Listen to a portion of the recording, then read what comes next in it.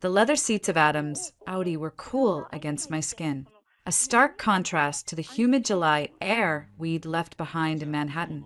He reached across the console, his hand covering mine, a perfect, practiced gesture.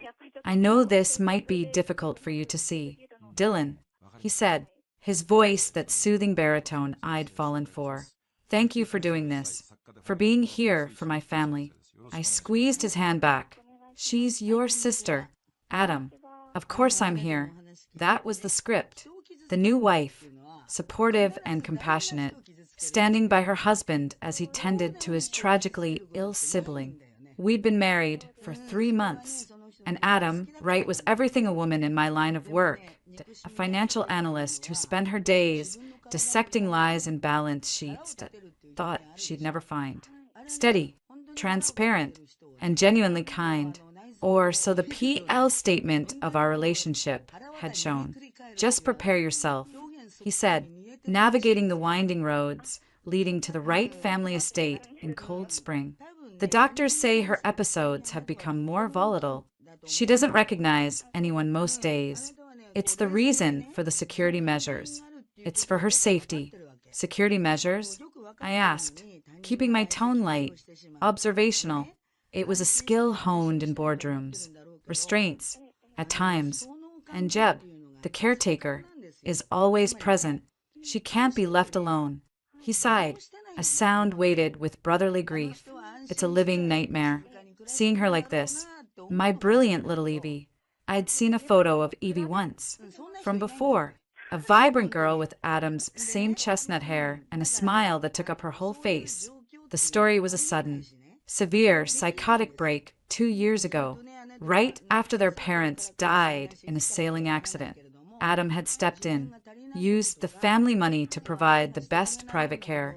It was one of the things that made me admire him, his loyalty. The estate was less a villa and more a fortress of old Hudson River brick, shrouded by overgrown oaks.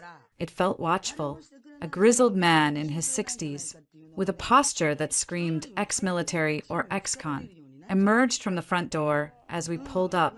Jeb, Mr. Wright.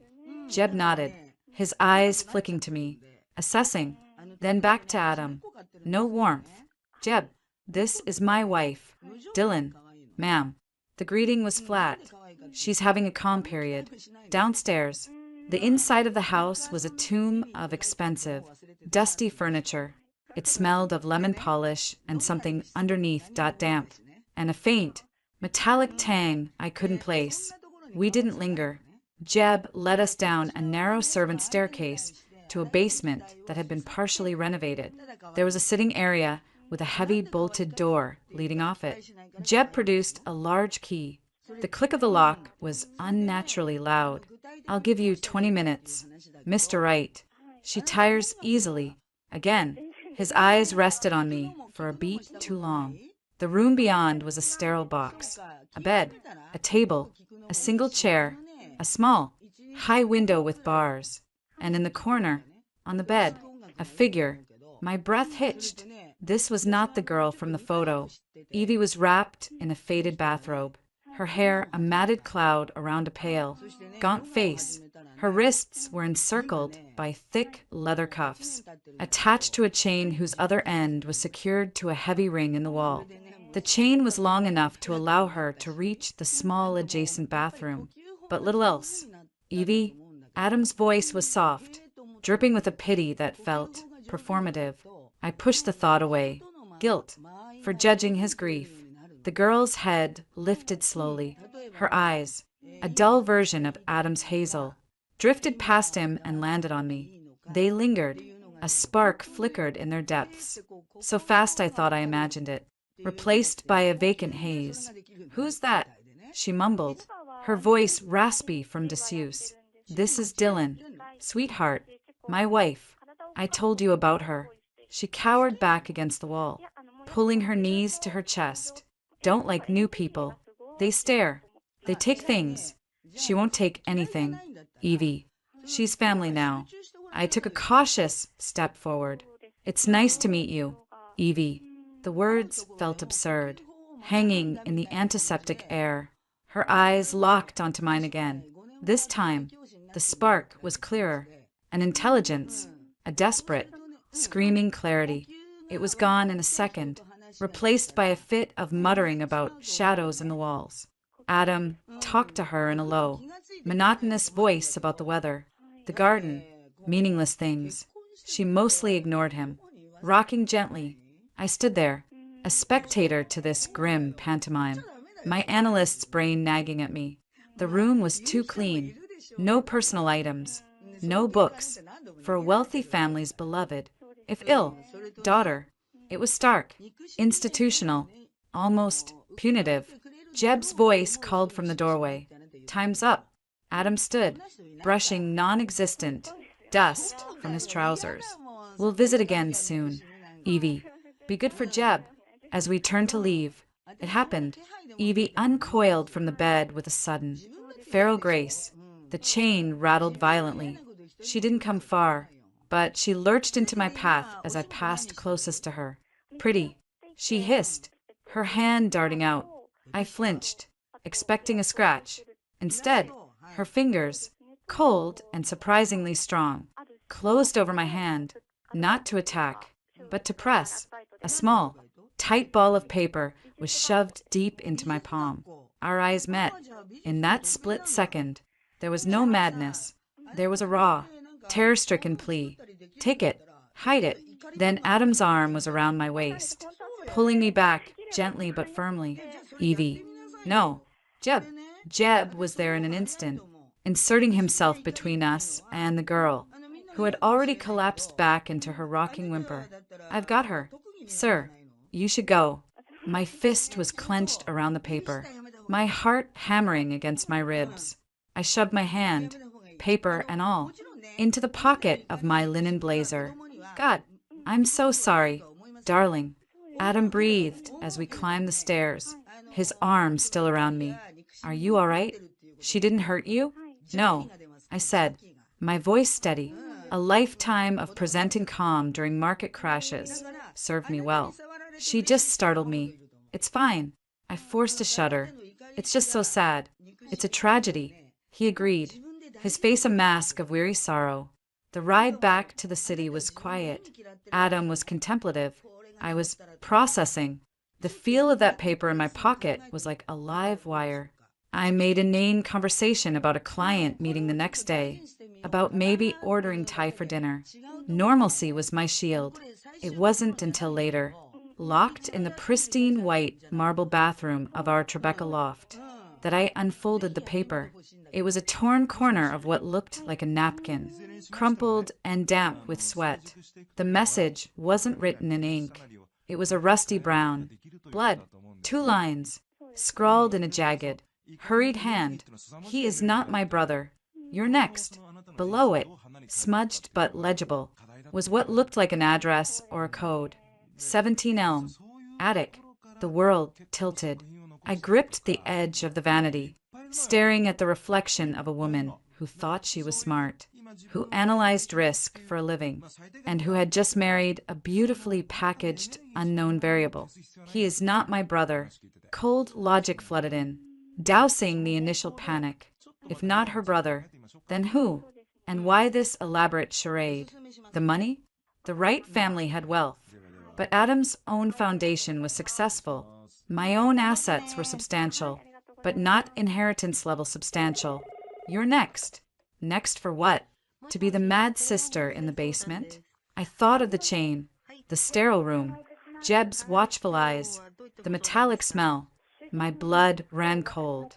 A soft knock on the bathroom door made me jump. Dylan? You've been in there a while. Everything okay? Adam's voice, laced with concern. Fine, I called. Too brightly. I flushed the toilet for cover, quickly folding the bloody scrap and tucking it into the tiny zippered pocket inside my wallet. Just that visit shook me up a little. I understand, he said from the other side of the door. Come out. I opened a bottle of that burgundy you like. We drank wine on the terrace overlooking the city lights. He was affectionate, attentive, asking about my work, rubbing my feet. The perfect husband. I studied him at the curve of his smile, The earnest look in his eyes. Were they his sister's eyes? I realized with a jolt I had no real proof. I'd never met any other family. No childhood friends. His history was a polished resume, starting from his MBA onward. Everything before was vague, attributed to a private, difficult time after the family tragedy. You know, I said, sipping my wine, choosing my words like navigating a minefield. Seeing Evie today, it made me realize how little I know about that part of your life. Before the illness, what was she like? He smiled, a nostalgic curve of his lips. Vibrant, headstrong, brilliant at painting. We were very close. He took a long sip. It's painful to talk about. The before. It just highlights the after. Of course, I murmured. And the doctors, what's the actual diagnosis? Is there a prognosis? A shadow, swift and sharp, passed behind his eyes. It was gone so fast, I might have missed it if I wasn't hyper-aware. A rare, treatment-resistant form of paranoid schizophrenia. They've tried every therapy. The prognosis is to keep her safe and comfortable. He reached over, took my hand. Let's not dwell on it tonight. My love, it's too heavy. This is our home, our sanctuary, where I now felt like a specimen under glass. Later, as he slept soundly beside me, I lay awake, the words burning in my mind. He is not my brother. I needed data. I needed to verify. Quietly, I slipped out of bed. My laptop was in my home office. I could start discreetly. Public records, social media deep dives, something. But first, I needed a glass of water. I padded to the kitchen. In the dim light from the skyline, something felt off. The stack of mail on the entryway table was at a slightly different angle. My briefcase, which I'd left by the desk, was now squarely under it. I have a place for everything. It's a professional habit. Someone had been in our space. Not a burglar. Nothing was taken. Snooping. Adam? Was he checking on me? Or was it something else? The chill from the basement in cold spring seeped into my bones. Right here in my multi-million-dollar sanctuary. This wasn't grief. This was a cover story. And I had just become a variable in someone else's equation. I went back to the bedroom, watching the steady rise and fall of Adam's chest. The face that had promised safety now looked like the most sophisticated mask I'd ever seen. I couldn't go to the police with a bloody napkin and a feeling. They'd laugh at the new wife with cold feet. They'd talk to Adam, the respected philanthropist. They'd talk to Jeb, the loyal caretaker. They'd see Evie, the raving lunatic. But I wasn't helpless. I was Dylan Cartwright. I found truths buried in complex systems for a living. I slid back into bed, my back to my sleeping husband. My mind was no longer racing in panic. It was clicking into focus, cold and clear. The first step was external verification. The second was to secure an ally. I needed someone outside this gilded cage. As dawn tinted the sky, I formulated a plan. I would call my oldest friend, Rachel Chin, from Stanford, a cybersecurity goddess who owed me one for taking the fall in a hackathon scandal years back. She could look into things that left no trace, and I would go to that address. 17 Elm, attic. The game had changed. He thought I was a player on his board, a piece to be managed. He didn't realize I had just decided to become the player who owned the board. I closed my eyes, feigning sleep as Adam stirred. The perfect wife, resting beside her perfect husband. The performance would continue, for now, but the next move would be mine. The first call I made, at precisely 8:05 a.m. from a payphone near my office, was to the Cold Spring Police Department. Adam's perfume, something sandalwood and deceit still seemed to cling to my clothes. But my voice was pure, polished steel. I'd like to report a possible unlawful confinement and assault. I said to the dispatcher, my eyes on the busy street, at the Wright Estate, 45 River Road. A young woman named Evie Wright is being held against her will in the basement. She's chained. She passed me a note saying she was in danger. There was a rustle of papers. And you are a concerned party who witnessed the situation yesterday. And the note? I have it. We'll need to speak to the reporting party directly. Ma'am, name and contact. Please. I hung up. The system's first move. Always. Identify and categorize the complainant. I was not yet ready to be a category on Adam's radar. My second call, from my encrypted burner phone in the stairwell, was to Rachel. Dylan, it's 7 on a Saturday. This better involve a mimosa brunch or national emergency. It involves a basement, a chain, and a husband who might be a fiction. I need a back door. Ratch, the quiet kind. There was a beat of silence, then the sound of a chair rolling and a keyboard clicking. Rachel's voice lost its sleepiness, sharpening into the focused edge I knew. Give me parameters. Adam Wright. His financials beyond the public filings. His charity, the Wright Family Foundation for Mental Health Advocacy. I want the plumbing, not the painted walls. Specifically, payments to a caretaker named Jebediah Miller, and all associated medical bills for Evie Wright. The sister? Rachel's typing was a steady staccato. I thought she was in some Swiss clinic. She's in a locked room in Cold Spring, and she says he's not her brother. A low whistle echoed down the line. Okay, you've officially upgraded from Mimosa Brunch to DEFCON 2. Give me 24 hours. And, Dill, watch your 6. Work was my camouflage. I dove into spreadsheets and quarterly reports. The familiar landscape of numbers, a soothing lie. Adam texted at noon. Thinking of you. Last night was rough. Dîner at Le Bernardin à Toileau. To remind us of the good things. I typed back. Perfect. Can't wait. I added a heart emoji. The performance was everything. By 4 p.m., Rachel was back. Your husband's charity is a masterpiece of creative accounting, she said, her voice tinny on the speaker as I pretended to review a bond prospectus. On the surface, it's pristine, donations in, grants out, but there's a tributary, a consistent monthly outflow, sizable, to a shell company registered in the Caymans called Acheron Holdings. Acheron, the river of woe in Greek myth. I murmured. Cute. The payments are coded as specialist medical equipment procurement and overseas consulting. Too vague. I traced Acheron. It's a Russian doll of shell companies, but the ultimate beneficiary? A Jebediah Miller. Your caretaker friend is pulling down a cool $15,000 a month, tax-free, for his services. That's not a nurse's salary. That's a mercenary's retainer. My stomach coiled. And the medical bills? For Evie's care? That's the kicker. Rachel said, there are none. No payments to any hospital, clinic, pharmacy, or private psychiatrist. Not in the last 2 years. According to the money trail, Evie Wright doesn't exist as a patient. The only expenses are to Acheron. And from there to Jeb. It's not funding care.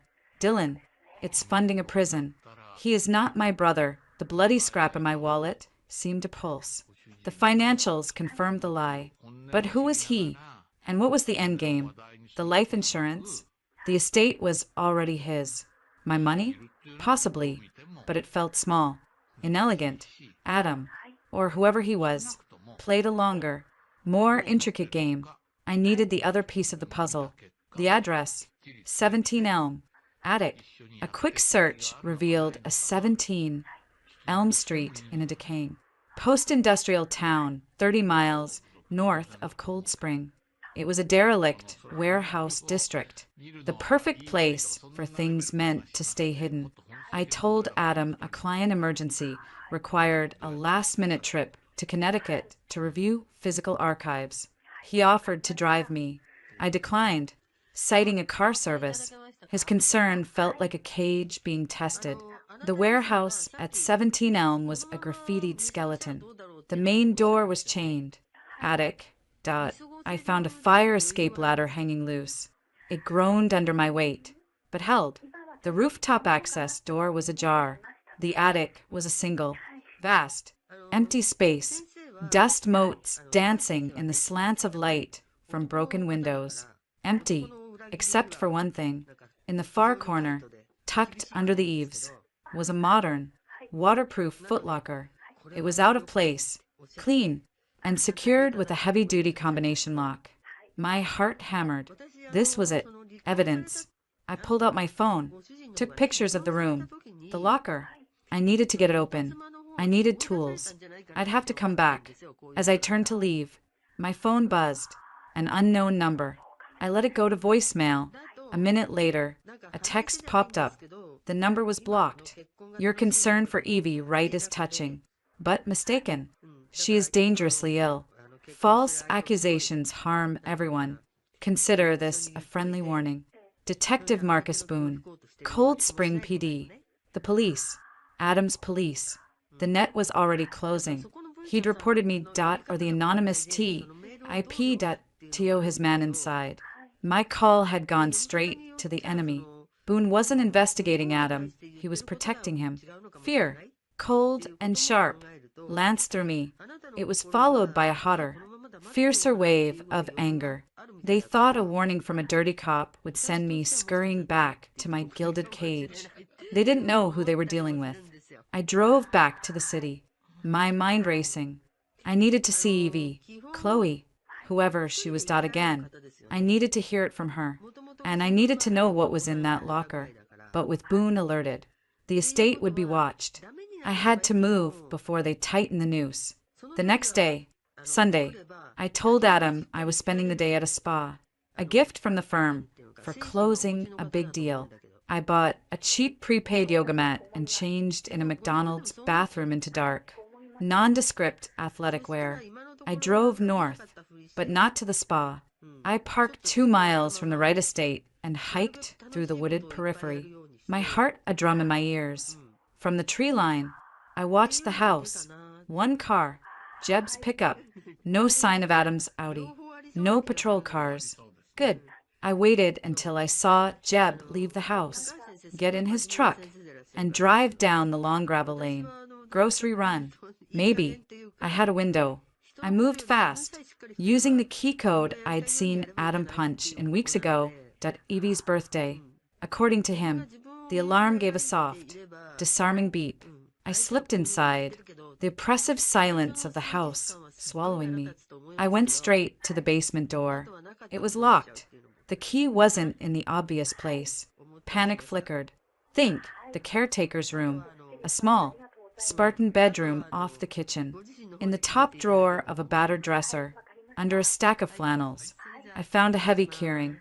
The basement, the sterile room, the smell. Evie, Chloe was on the floor, drawing with a stub of charcoal on a piece of cardboard. She looked up as the lock turned. Her eyes widened, not with madness, but with pure, undiluted terror, then recognition. She scrambled to her feet, the chain clanking. You came back, she whispered, her voice a dry rustle. You're crazy. He'll kill you. Who is he? I asked, keeping my voice low. Urgent, if he's not your brother. Who is he? She trembled, wrapping her arms around herself. His name. I heard Jeb call him Jack. Once, when he thought I was out. Jack. He took me from a rest stop. 3 years ago. I'm Chloe. Chloe Pearson. The name came out in a sob. The real Evie. She tried to help the girl before me. He made me watch what he did to her. In the woods. Then he said I had to be her, or I'd end up in the woods too. The casual horror of it stole my breath. Why? What does he want? He keeps us. For a while. Then he moves us on. Sells us. I think. There's a list. A book. In the attic here. In the house. He thinks I don't know. But I hear things. He talks to the others on the phone. About hunts. About collections. Her eyes were wild, scanning the door behind me. You have to go. Jeb comes back soon. The attic. Where? 3rd floor. The door at the end of the hall. It's locked. The key is on Jeb's ring. The small brass one. She grabbed my wrist. Her grip, shockingly strong. There's a black ledger. Names, dates, pictures. Find it, then run. Don't come back for me. Get the police. The real police. I tried. The police here are with him. Her face crumpled. Then you're dead. We're both dead. No, I said, the word coming out harder than I intended. I'm getting that ledger, and then I'm getting you out. I pulled a small, potent sedative pen from my pocket, that a relic from a self-defense class Rachel had dragged me to. If Jeb comes back before I'm done, use this, jab it in his neck, and push the button. She stared at the pen like it was a lifeline from a world she'd forgotten. I took the stairs 2 at a time. The 3rd floor was dusty, unused. The door at the end was indeed locked. I fumbled with Jeb's keyring, my hands slick with sweat. The small brass key turned with a smooth click. The attic was a labyrinth of covered furniture and old trunks. And there, beside a dormer window, was a modern, sleek desk, out of place. On it, a simple lockbox. It yielded to another key on Jeb's ring. Inside, no ledger, but there was a sleek, black smartphone, password protected, and a small, leather-bound notebook. I flipped it open. My blood turned to ice. It wasn't just a list. It was a catalog.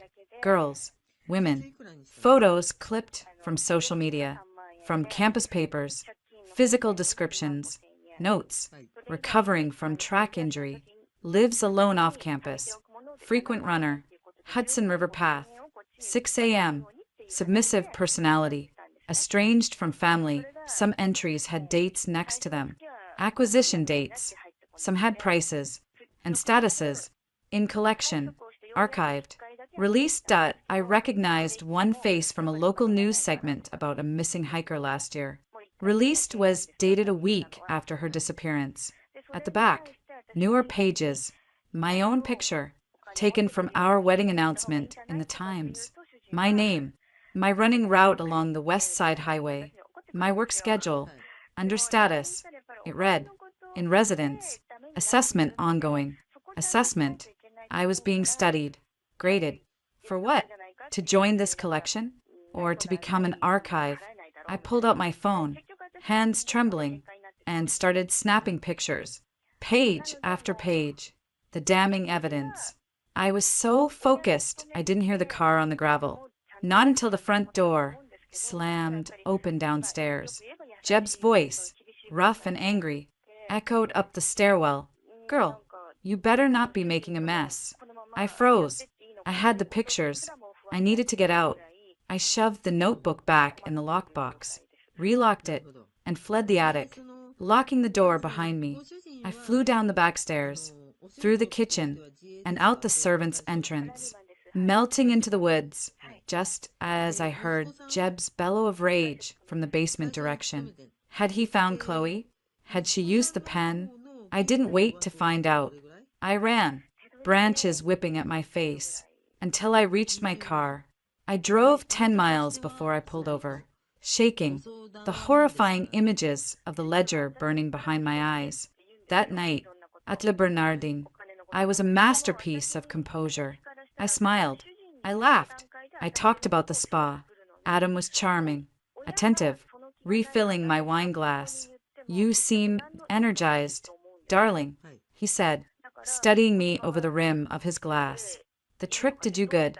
Clarity, I said, meeting his gaze evenly. There's nothing like a day of silence to make you see things clearly. Indeed, he said, his smile not quite reaching his eyes. They traveled over me, lingering on my hands, my hair. You even got a bit of sun. And is that sawdust on your sleeve? I glanced down. A tiny sliver of pale wood, the exact kind from the attic floorboards, clung to the cuff of my blazer. A cold fist clenched in my chest. I brushed it off with a laugh that sounded brittle, even to my own ears. Oh, that. The archives were in a dreadful state, practically a lumberyard.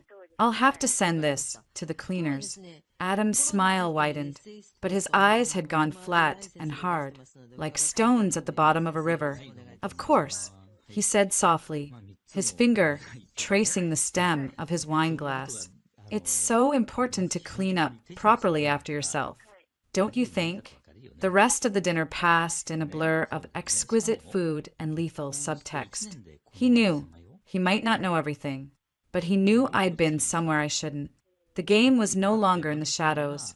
It was here, between the wine and the candlelight, and the hunter was studying his prey, trying to decide if it was time to spring the trap. The sawdust. It was a punctuation mark on the end of our silent, smiling war across the table. Adam's words hung in the perfumed air of the restaurant. A velvet-wrapped threat. Clean up properly. I did. I smiled wider, touched his hand, and lied with the ease of a market analyst presenting a doomed IPO as a golden opportunity. Always do. Darling, it's the only way to avoid unpleasant surprises. The drive home was soundtracked by jazz and the deafening roar of my own thoughts. He knew I'd been somewhere I shouldn't. He didn't know what I knew. That was my thin, fraying lifeline. Back in the loft. The performance continued. I showered, changed, climbed into bed beside him. He was reading a biography of some dead industrialist. The normalcy was grotesque. Long day, he said, not looking up from his page. You should get some rest. You're right, I murmured, turning off my light, turning my back to him. I lay rigid in the dark, listening to the sound of pages turning. Each rustle felt like a noose being tested for strength. I must have slept, because the nightmare jolted me awake. It was a collage of ledger photos and Chloe's terrified eyes. The digital clock read 3:17 a.m. Adam's side of the bed was empty. I stayed still, listening. The soft glow of a laptop screen came from the living room. Muffled voices. He was on a call. I slid silently from bed, padding to the cracked bedroom door. A slight complication. Nothing I can't handle. Adam's voice, low and calm. The subject is exhibiting unexpected curiosity. It may require an accelerated timeline. A pause. A gruff, older voice replied. The words indistinct, but the tone impatient. Understood, Adam said, a sharp edge entering his voice. The vetting was thorough. This is an anomaly. I'll contain it. The shipment for the Glenmont event is still on schedule. The new item is particularly spirited. She'll need extra preparation. My blood went cold. The new item, Chloe. Shipment. Event. Boone will handle the external noise. Adam continued. Just ensure our buyer is ready. The price reflects the rarity. He ended the call. I crept back to bed, my mind racing. Boone, the detective. The external noise, me, and a buyer, a shipment. This wasn't just about imprisonment. It was a business. Chloe was inventory. I waited for the soft click of his laptop closing, the whisper of his return to bed. Only when his breathing deepened into sleep did I let my own panic surface. Accelerated timeline that I was now on the clock. The email arrived at 6:02 a.m. As I was brewing coffee, my hand steady only through sheer force of will. It went to my private, secure work account. The subject line was blank. The body contained a single, high-definition image. It was a photo of me, taken yesterday. I was in my workout gear, hair in a ponytail, climbing into my car outside the Connecticut archives, building I'd claimed as my alibi. The timestamp in the corner was accurate. Below the photo, 2 lines of text. Curiosity is a luxury, a costly one. Remember your place. It's not in other people's attics. No signature. The sender's address was a random string at a disposable mail service. They weren't just watching. They were documenting. They'd followed me to Connecticut. Seen I never went inside. They knew the alibi was a lie. The message was clear. We see everything. We own the narrative. I didn't jump. I didn't scream. I took a slow sip of coffee, the bitter liquid grounding me. Then I picked up the burner phone and called her. Rachel, the net's closing. I need a trapdoor and a mirror. Talk to me.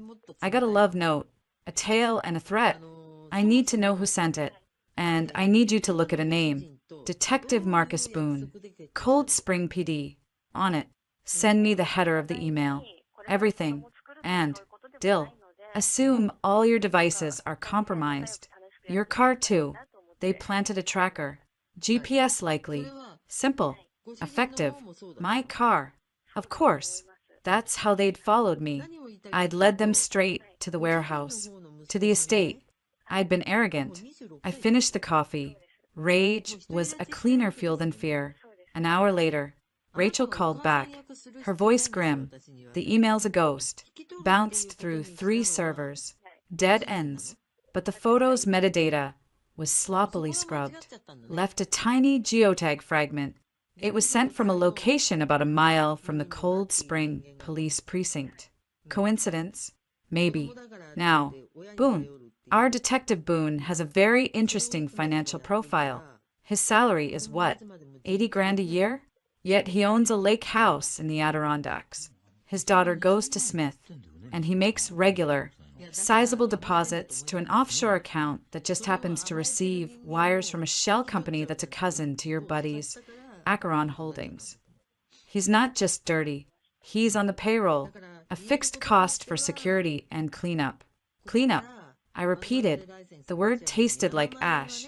Yeah, and he's got a record. 2 excessive force complaints. Both settled quietly. A drunk and disorderly that vanished. This guy is a bulldog on a leash. And your husband, or Jack, or whatever his name is, holds the leash. So, the police were not an option. They were the enemy's guard dogs. I was on my own. We're both dead, Chloe's voice echoed. No, not yet. I needed a new angle. The ledger. The names. One of them, Victoria R., had a status that wasn't archived or released. It said acquired. Retired. There was an address on the Upper East Side. It was a long shot, but retired might mean she was out. She might talk. I fabricated a reason to be in the neighborhood, to client meeting at a nearby gallery. Adam kissed me goodbye. His lips cool. Be safe. Darling, the city can be so unpredictable. His eyes held a glint of cold amusement.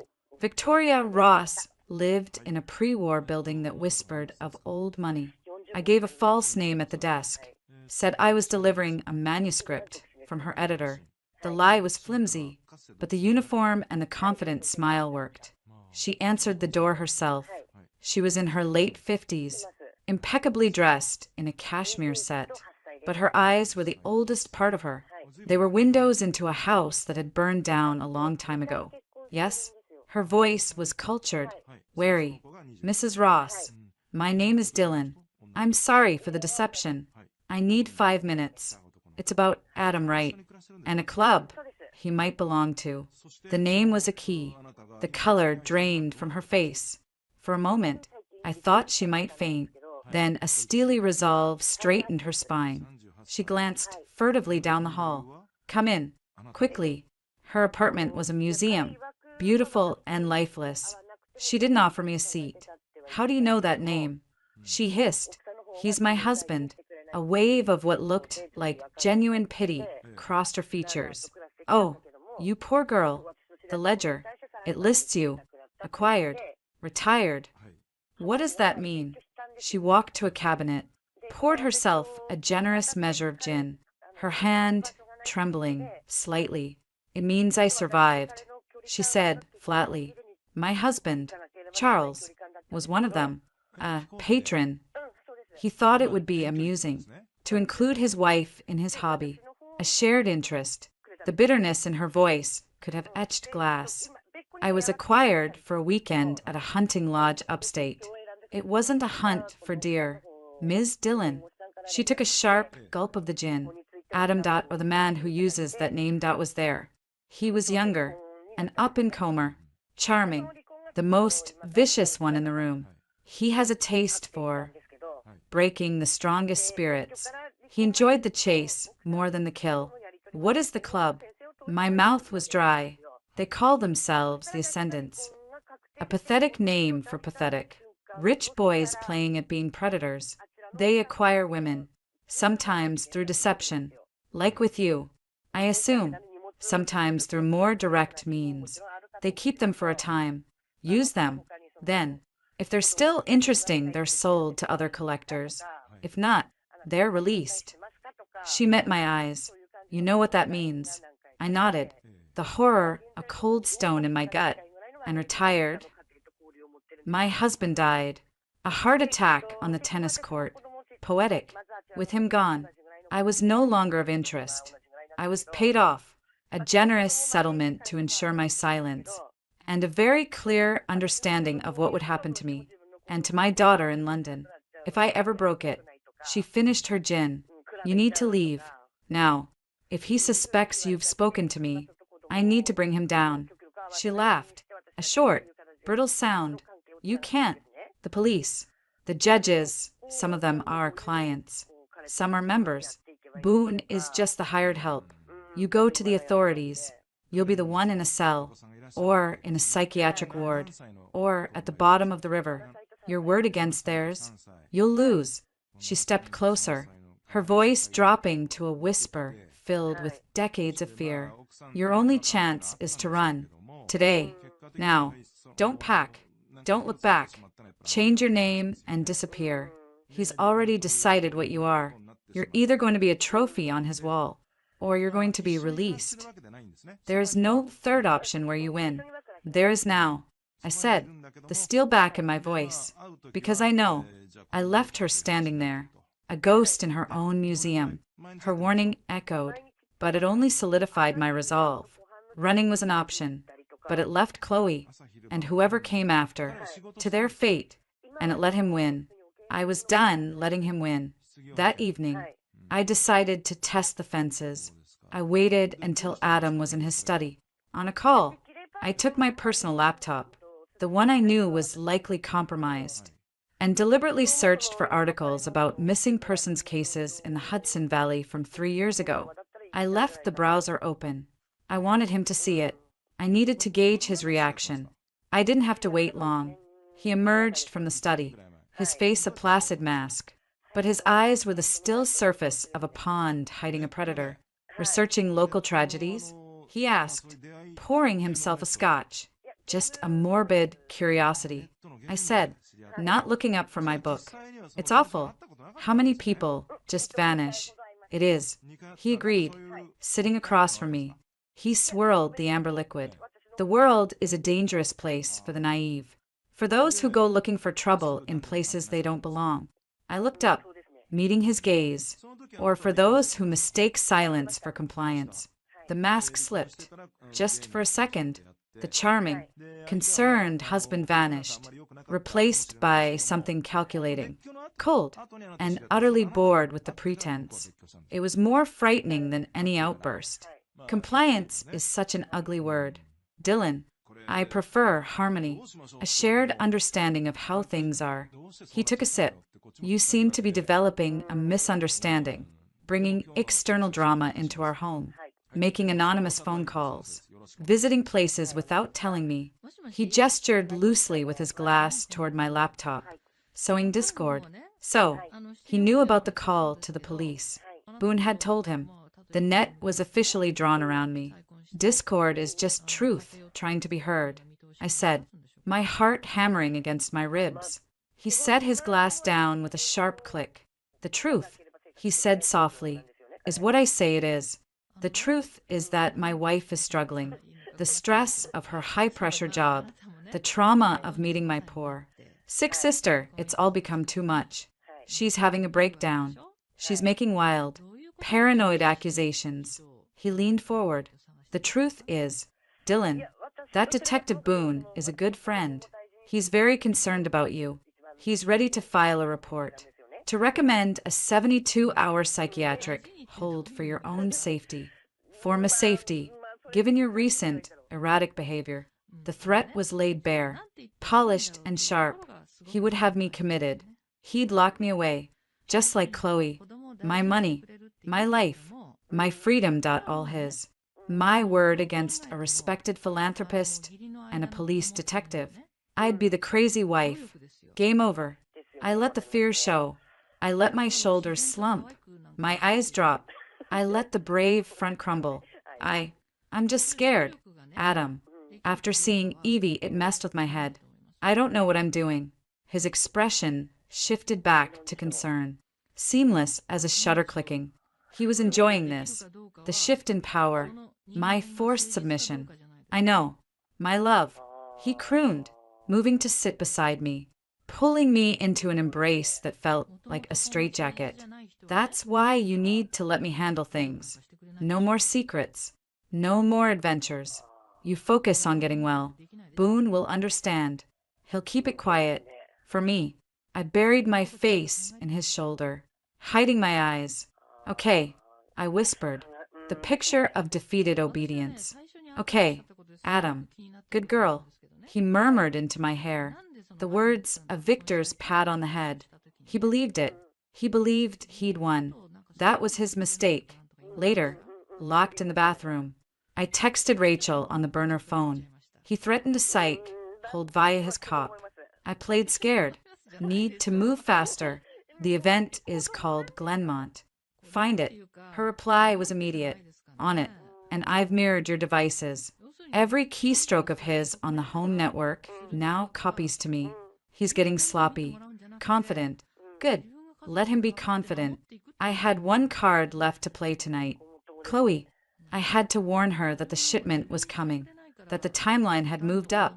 I still had the disposable phone I'd bought.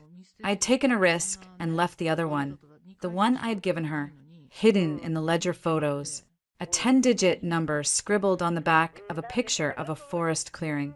A plea. If you can, call this. Only if safe. It was nearly midnight. Adam was asleep, or pretending to be.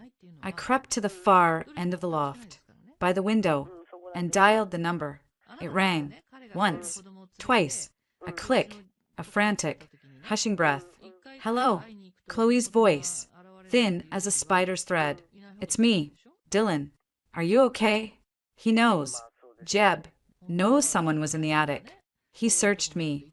Found the pen. He didn't find the phone. But he's angry. He said I was being moved soon. That my buyer was impatient. Her voice broke into a sob she tried to stifle. Listen to me. The event is called Glenmont. Do you know what that is? A place? I heard them talk. On the phone. It's a lodge. Upstate. In the woods. It's where she couldn't finish. Okay. I'm working on it. I'm getting help. Just hold on. A few more days. I don't have a few days. The whisper was a scream, squeezed into silence. He said soon. He said, a sudden noise in the background, a heavy footstep on the stairs, a curse, Jeb's voice, roaring. Who the hell are you talking to? A scrambling sound, a thud, Chloe's gasp, cut off. The line filled with the sound of a struggle, cloth tearing, a muffled cry, then Jeb's voice, close, venomous. Who is this? I held the phone, silent, cold terror freezing my veins. I'll find you. The voice snarled. And when I do, you'll wish you'd never been born. The line went dead. I stood in the dark, the silent phone pressed to my ear. The net wasn't just closing. It had snapped shut around Chloe, and the hands pulling the ropes were now coming for me. Running was no longer an option, even if I'd wanted to. It was time to stop being prey. It was time to become the hunter. The silence after Jeb's threat wasn't empty. It was full of Chloe's stifled scream. I stood in the dark, the dead phone in my hand, the cold from the window seeping into my bones. Fear was a luxury I couldn't afford anymore. Jeb would tear that room apart. He'd find the phone. The last, fragile thread connecting me to Chloe would snap. And Adam, sleeping peacefully down the hall, had just promised Boone would have me declared insane. I was in a box of their making. It was time to break the box. The first rule of dismantling a hostile entity. You follow the money. And I was a professional. Adam thought my skills were for annual reports and stock valuations. He was about to learn they were weapons. I spent what was left of the night not sleeping, but planning. The scared wife act had to be perfect. In the morning, I called in sick to work, my voice trembling convincingly. I let Adam see me jump at the sound of the coffee grinder. I left my laptop open on the kitchen counter. The incriminating browser history about missing women still displayed. A piece of bait for him to find and relish. I wanted him to see my paranoia, to believe his threat of the psychiatric hold had broken me.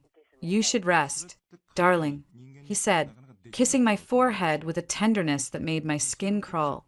I have meetings at the foundation all day. We'll have a quiet dinner. Just us. Just us. The final inspection before the culling.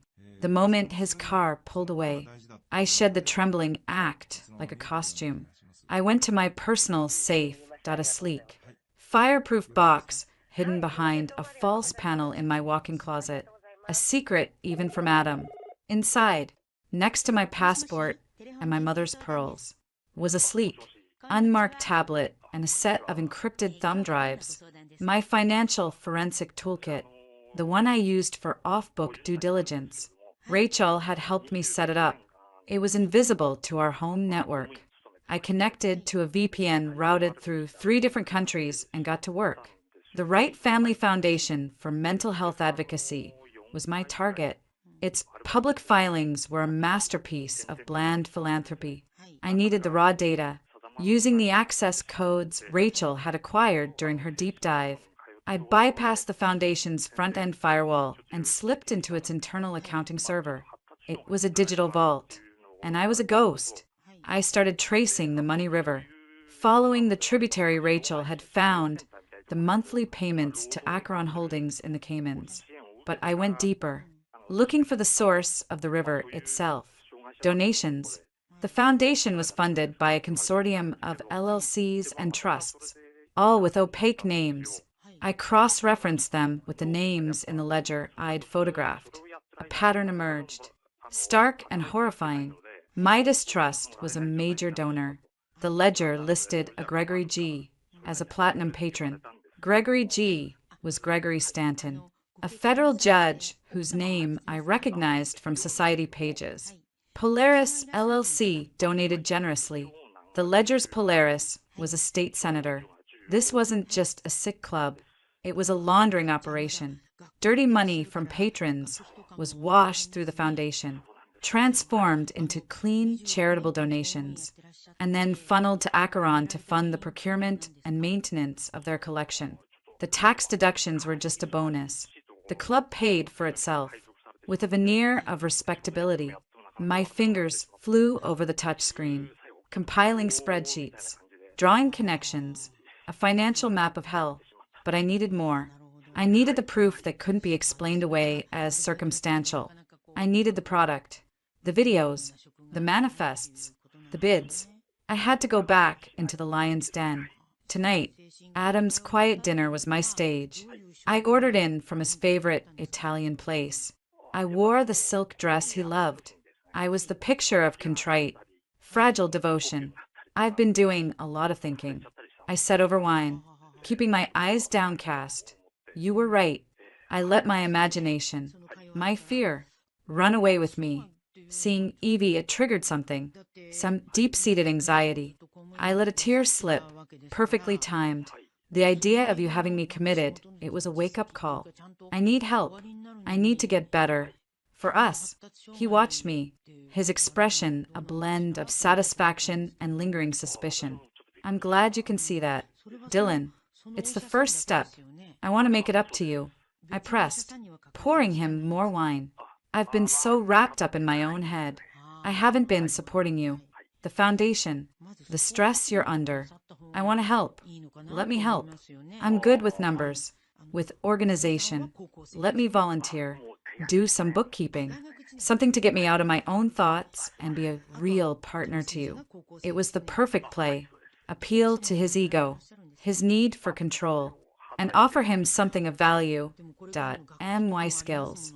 For free. He'd see it as a sign of submission, of my desire to be enmeshed in his world. He'd want to show off his empire. He swirled his wine, considering the foundation's books are quite complex.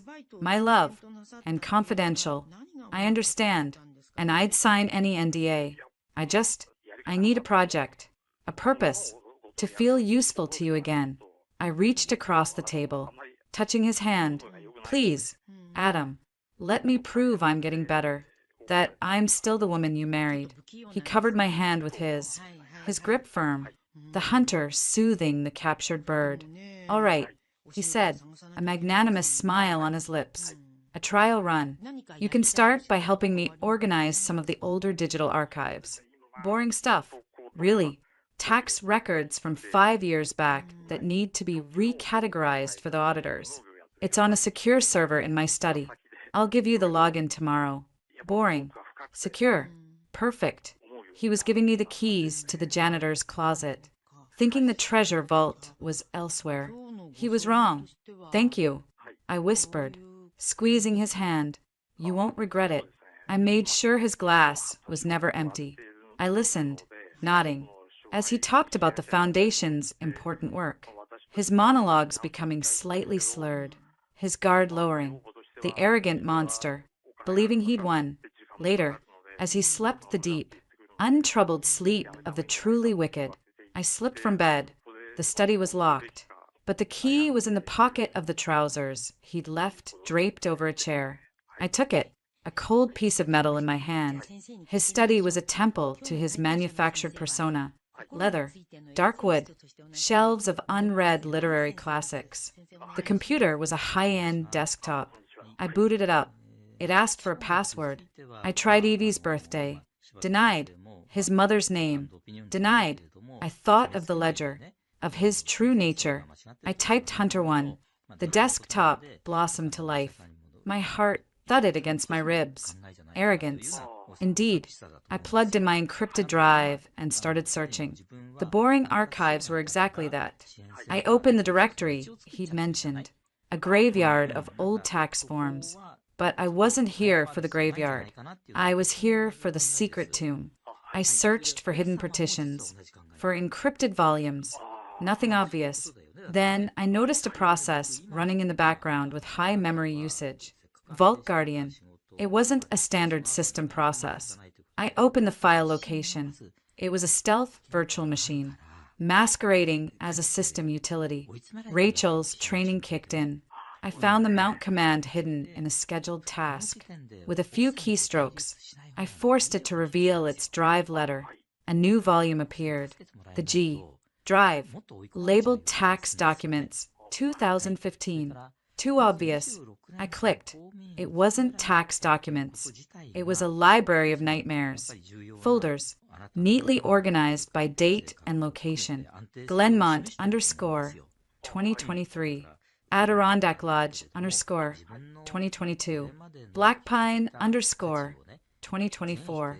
Inside, subfolders. Acquisitions. Training. Events. Auctions. My hand was ice as I clicked on Glenmont _ 2023/auctions. A spreadsheet opened. It was a catalog, more detailed than the paper ledger. Item numbers. Descriptions. Not item 1, but F22. Brunette. Resistant. Acquired 4/15. Conditioning. 85% complete. There were columns for opening bid. Final bid, buyer ID, delivery status. I felt the pasta from dinner rise in my throat. I swallowed it down, a hard, painful lump. I opened a video file from the events folder. It was dark, shaky, taken from a headlamp or a phone. The sounds came first, ragged breathing, underbrush crunching. Then the image resolved. A clearing in the woods at night. A young woman, blindfolded, dressed in what looked like rags, was stumbling, her hands bound in front of her. A voice off camera, laughing. Adam's voice. The fox is in the run. Let the hunt begin. I slammed the laptop shut, breathing in ragged gasps. I couldn't afford to lose it. Not now. The evidence. I needed to copy it. My drive had enough space. I reopened the machine, connected the drive, and initiated a copy of the entire G drive. The progress bar crawled. Files. Thousands of them. Photos. Videos. Documents. While it copied, I dug deeper. I found a folder called Personnel. Inside, a file named J. Thorn Legacy. I opened it. It was a scan dossier, a military record, a man named Jack Roland Thorne, a photo from 15 years younger, but unmistakably Adam. Or rather, Adam was unmistakably Jack. Jack Thorne had been a suspect in the disappearance of 2 women near Fort Bragg. The investigation went cold. He vanished. According to the file, he was presumed dead after a hiking accident. His social security number was flagged deceased. Further down, a coroner's report. For the real Adam Wright, dated 8 years ago. Cause of death, blunt force trauma to the head. Ruled accidental from a fall while rock climbing. The real Adam had been an only child, an orphan with a modest inheritance. Jack Thorne had studied him, assumed his identity, and stepped into a life with no family to question him. He'd used the inheritance as seed money for his foundation. For his new, predatory life, the final piece was a PDF, a digital version of the ledger I'd seen. At the very end, a new entry, fresh and separate from the catalog of horrors. It was a single page, titled New Acquisition, Long-Term Placement / Breeding Stock Assessment. There was my photo again, my name, my biography, and notes, in his precise, clinical handwriting. Subject, Dylan Cartwright. Intelligence, high. Resilience, high. Independence, extreme. Genetic stock, excellent. See attached family medical history. Psychological profile, requires full subjugation. Current method, marital infiltration. Status, conditioning phase 2, destabilization. Prognosis, high risk of noncompliance. Recommended for Glenmont event for final assessment. If unsuitable for long-term placement, recommend release during hunt. Would provide high sport value. Note, subject is exhibiting unexpected investigative behavior. May necessitate accelerated timeline. See Glenmont _ 2026 file for auction prep. The room spun. Breeding stock. Long-term placement. Release during hunt that I wasn't just a target. I was a potential broodmare. And if I failed the test, I was to be the star of their sadistic game, chased and killed for sport. Glenmont wasn't just where they sold Chloe. It was where they would decide my fate. The copy command finished with a soft ping. I ejected my drive, wiped my fingerprints from the mouse and keyboard, and carefully restored everything to its exact state. I relocked the study door and slid the key back into Adam's pocket. He didn't stir. Back in the guest bathroom, I dry heaved over the toilet, the horror finally overwhelming me. My husband was a ghost, a murderer, a slaver, and I was on the auction block. I splashed cold water on my face and looked at the woman in the mirror. The fear was still there, a live wire in my gut, but beneath it, something else had solidified. A cold, clear, murderous fury. I had the evidence. I had the money trail, the videos, the ledger, his true identity. I had enough to burn his world to the ground. But the police were his. The system was his. Sending this to the authorities, even the FBI, would take time. Time I didn't have. Chloe didn't have. The Glenmont event was the linchpin. It was where the money moved, where the product changed hands, where the powerful patrons gathered. It was the heart of the operation. Rachel's text came through on the burner as I sat on the cold tile floor. The encrypted drive, clutched in my hand like a talisman, found Glenmont. It's a private hunting lodge owned by a shell corporation linked to Acheron. Isolated, heavily secured. Satellite imagery shows increased activity. SUVs. Delivery vans. Scheduled for this coming weekend. That's the event. Dylan, this is big and ugly. What's the play? I texted back. My fingers steady now. The play is we go to the party. I'm on the guest list. I attached the Glenmont _ 2026 file. It contained a schedule, a guest list with coded names, and security protocols. And at the bottom, the notation, Live inventory to be presented for final bidding. Includes new acquisition. Songbird, see file C. Pearson. And subject for assessment. Sparrow, see file D. Cartwright. Songbird, Sparrow, cage things. Rachel's reply was instant. You can't be serious. That's a suicide mission. It's the only mission. I typed. They're moving Chloe this weekend, and they've scheduled me for a tryout. I'm not waiting for the FBI to form a committee. I'm going in. I need you to do two things. First, package all the evidence, the financials, the videos, the ledger, Jack Thorne's file. Send it to every major news outlet, the FBI, the state attorney general, on a timed dead man switch. Set it for 96 hours from now. If I don't reset it, it goes live. And the second thing, I need you to build me a trap at Glenmont, one they won't see coming. I could almost hear her grim smile through the phone. What kind of trap? I thought of the videos, of the clearing, of the laughing voices. I thought of the ledger, of the column that said delivery status, the kind that turns hunters into prey. That I replied, I'm done being their game. This weekend, we changed the rules. The performance of my lifetime began with a teacup. I let it slip from my fingers at breakfast. 3 days after I'd copied the Volta horrors, porcelain shattered on the marble floor. I stared at the shards, letting my breath hitch, then slowly crumpled into a chair, my hands over my face. Dylan? Adam's voice was a mix of concern and impatience. He was dressed for the Foundation's board meeting. The picture of normalcy. I can't do this, I whispered, my voice trembling on cue. I'd practiced the tremor, the emails, the files. The numbers are blurring. I see her face, Evie's face, in the numbers. I looked up at him, making my eyes wide and unfocused. They're talking to me. Adam. The spreadsheets. They're saying her name. I saw the flicker in his eyes, that annoyance, quickly smothered by a veneer of husbandly care. This was the unexpected investigative behavior degrading into the psychotic break he needed. It played perfectly into his narrative. Oh, my love, he sighed, coming to kneel beside me, gathering my hands in his. They were warm. I forced myself not to flinch. It's the stress, the lack of sleep. You're spiraling. I am.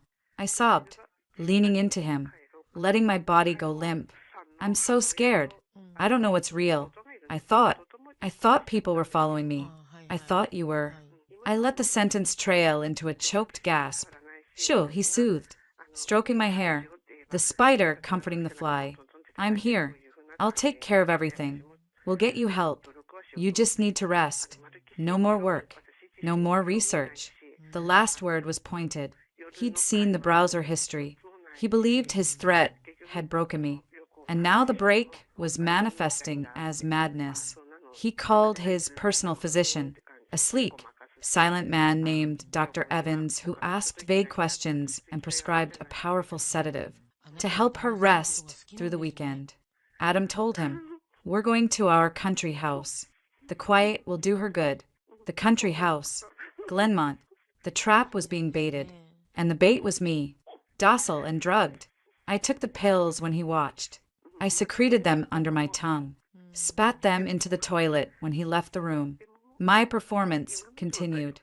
I wandered the loft in a nightgown, muttering about shadows. I called out for Evie in my sleep. I was a masterpiece of unraveling sanity. Rachel was my tether to reality. Through encrypted messages on a text app hidden within a calculator widget, we planned. The dead man switch is set, Dutchie wrote. 96 hours, 9 p.m. Sunday. The world gets a data dump that will make WikiLeaks look like a grocery list. FBI, NUT, Wall Street Journal, Walpo, the works. You reset it by midnight Saturday. What's the play on site? My fingers flew over the screen. I need an override for the lodge's security system. Can you get it? Already in dot, she replied. The security company they use is a boutique firm. Their firewall is a joke. I have root access to the Glenmont Properties network. Cameras, door locks, the perimeter fence. It's a smart system. I can make it very, very stupid. What's the objective? Primary, extract Chloe Pearson and any other captives. Secondary, obtain physical proof of transaction. Bids. Money handoffs. Tertiary, cause maximum disruptive chaos. I paused, then added, and if the opportunity presents itself, I'm putting a bullet in Jack Thorne's knee. Atta girl, Rachel replied. I've also been digging into the guest list. Coded names, but I've matched a few. Minus is likely federal Judge Gregory Stanton. Orion is State Senator Richard Vance. Barron is a hedge fund guy with serious political connections. This is a den of very big, very poisonous snakes. Then we burned the den down. The day of departure arrived. I was sedated, leaning heavily on Adam as he led me to the car. I wore loose, comfortable clothing, perfect for travel and for hiding things. A slim, ceramic-bladed knife was strapped to my inner thigh. A micro-digital voice recorder was sewn into the collar of my jacket. A single, potent sedative syringe was tucked into a hidden pocket in my waistband. I was a nervous system wrapped in a disguise of vulnerability. Jeb was driving. He caught my eye in the rearview mirror. His gaze was flat, hateful, knowing. He'd found the phone. He knew I'd spoken to Chloe. He gave me a slow, grim smile, then looked away. The message was clear. I was walking into his territory now. The drive north was silent. Adam made a few attempts at placid conversation, which I answered with monosyllables or confused stares. He seemed pleased with the deterioration. We left the highway, turning onto progressively narrower, rougher roads, deep into the Adirondack forest. Finally, a high, electrified fence appeared, topped with razor wire. A discreet sign read, Glenmont Preserve, private members only. A guardhouse manned by two unsmiling men in tactical gear flanked a heavy iron gate. They recognized the car, nodded at Jeb, and waved us through. The lodge was a sprawling monstrosity of logs and glass, designed to look rustic but screaming of money. Other cars, luxury SUVs, and discreet black sedans were already parked in a clearing. Men in casual but expensive outdoor wear stood in small groups, smoking, drinking from tumblers. They all had the same look, affluent, assured, bored, predators at leisure. There were no women in sight. Adam helped me from the car, his grip firm on my elbow. Almost there. Darling, you can rest inside. His voice was gentle for the benefit of the men watching. I saw their eyes on me, assessing, curious. A few smiles were exchanged. I was the new exhibit. Inside, the lodge was all roaring fireplaces, trophy animal heads, and leather. The air smelled of pine, cigars, and privilege. A man detached himself from a group. He was in his 60s, with silver hair and a politician's practiced smile. Senator Richard Vance. Orion. Adam. Good to see you. He clapped Adam on the shoulder, his eyes sliding over me. And this must be the lovely Dylan. We've heard so much about you. His smile didn't touch his eyes. They were cold, appraising, like he was judging livestock. Richard, Adam said, his tone warning. She's not well. It's been a difficult time. Of course. Of course. The trip must have been exhausting. Vance's gaze lingered. We'll have you settled in the quiet wing. Best for recovery. He signaled to a staff member, a large, silent man in a dark polo shirt. Take Mrs. Wright to the sunset room. Ensure she's comfortable. I'd like to stay with my husband, I murmured, injecting a plaintive note. Later, my love, Adam said, patting my haunt. You need to lie down. The medication, remember? He leaned in, his lips brushing my ear. His whisper was a venomous caress. Be a good girl and rest. The real fun starts tonight. You wouldn't want to miss your assessment, would you? He was enjoying this. The reveal. The cat finally letting the mouse see the paw. I let myself be led away by the silent guard. My head down. The sunset room was a beautifully appointed prison on the second floor. A bedroom with a locked balcony door, a bathroom, and no phone. The door locked from the outside with a heavy, old-fashioned key. I was alone. I waited 5 minutes, listening. Then I pulled out the burner phone Rachel had hidden in the lining of my toiletry bag. 1 bar of signal. Enough. In the cage. Sunset room. Second floor. Locked from outside. Need a distraction to get out. And I need to find the holding area. Rachel's reply was almost immediate. On it. Stand by. I checked the window. The balcony overlooked a steep, wooded ravine at the back of the lodge. Too far to jump. I was checking the vents. Too small. When a commotion erupted downstairs. Shouting. The blare of a fire alarm. A voice over a hidden PA system. Crackling with panic. Attention! Electrical fire in the south kitchen wing. All members, please evacuate to the front lawn immediately. Staff, report for containment. Chaos. Running footsteps in the hall. The clang of the fire alarm. Perfect. My door lock clicked open. Rachel's work. I slipped out into the now empty corridor, following the mental map I'd studied from the lodge's blueprints Rachel had procured. I headed not for the stairs, but for a service corridor marked staff only. It led to a narrow, concrete staircase heading down. The basement. The sounds of the false alarm faded as I descended into a different world. The rustic charm ended. The walls were painted cinder block. The air was cooler, smelling of damp and disinfectant. I heard a low murmur of voices ahead. I flattened myself against the wall, peering around a corner. 2 more guards lounged outside a heavy steel door. This was it. The kennel. Stupid drill. One grumbled. Probably Vance, trying to show off the new system. Whatever. They'll call it off soon. You see the new songbird? Feisty one. Yeah. Thorne's bringing her up for preview before the main event. Should be a good hunt.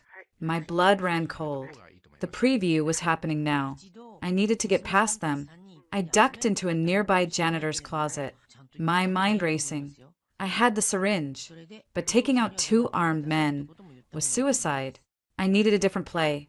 I saw it on a shelf, a small, red fire extinguisher, and beside it, a dusty, folded set of maintenance coveralls. A plan, desperate and thin, formed. I shucked my jacket, pulled the coveralls on over my clothes. They were too big, but in the dim light, they might pass. I grabbed a clipboard left on a shelf, smudged my face with a bit of grease from a can, and tucked my hair under a spare baseball cap I found.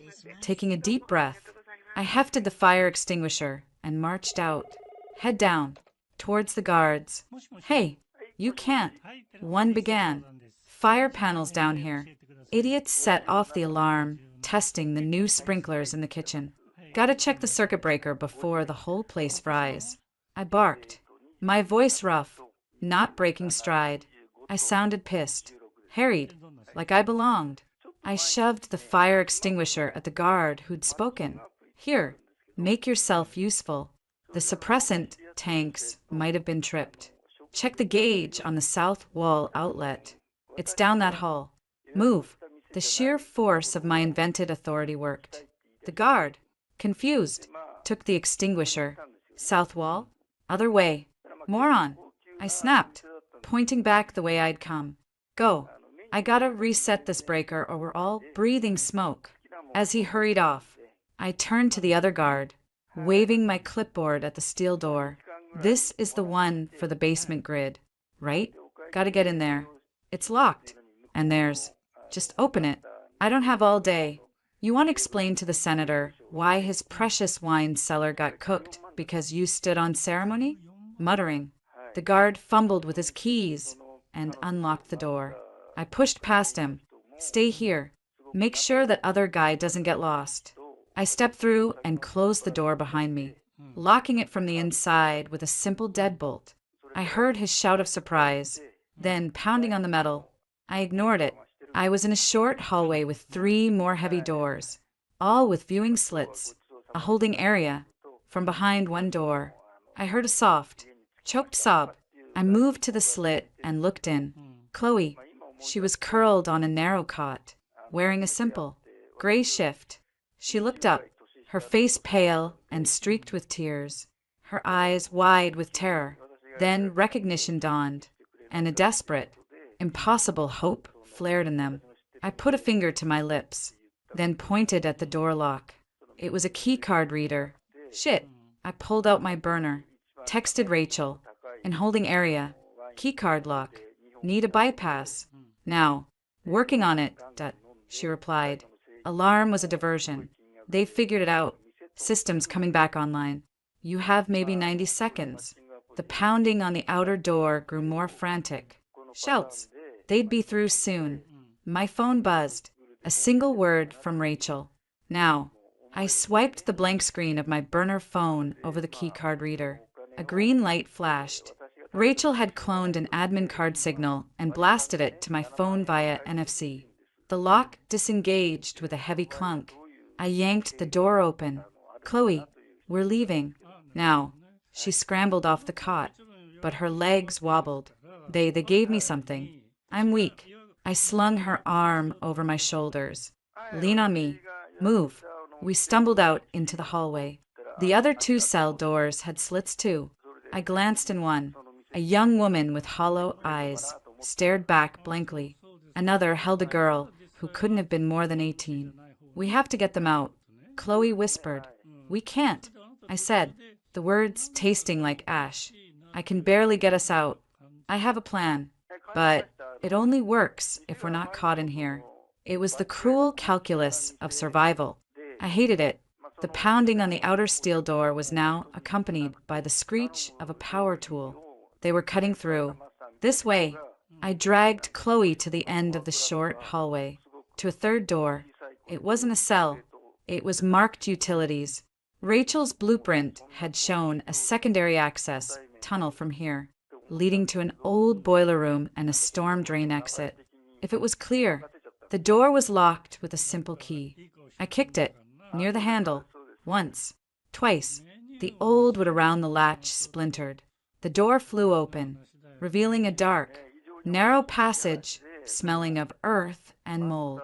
We plunged into the darkness just as the outer steel door burst open with a crash and shouts filled the hallway behind us. They're in the tunnel. Find them. Adam's voice, cold with fury, echoed off the stone walls. We ran, stumbling in the near dark. Chloe gasped for breath. The tunnel seemed to go on forever. Finally, a sliver of gray light appeared ahead. A rusted grate blocked the exit. I pushed against it. It didn't budge. Chained from the outside. Trapped. The sounds of pursuit grew louder behind us. Flashlight beams danced on the walls. I pulled Chloe into a shallow recess in the tunnel wall. Stay behind me. I hissed, fumbling for the ceramic knife. It was a pathetic weapon against guns. The flashlights found us. 3 figures silhouetted in the tunnel entrance. Adam, Jeb, and a third guard with a rifle. Dylan, Adam said, his voice almost conversational as he stepped forward. The kindly mask was gone. Completely. This was Jack Thorne, and he was smiling. It was the most terrifying thing I'd ever seen. The little songbird led the sparrow astray. I have to admit, I'm impressed. The confused wife act was masterful. But the game is over. He took another step. Jeb and the guard leveled their weapons. Now, you can come out quietly. The assessment can still proceed. A little spirit is appreciated. Or, he nodded to the guard, who racked the slide on his rifle.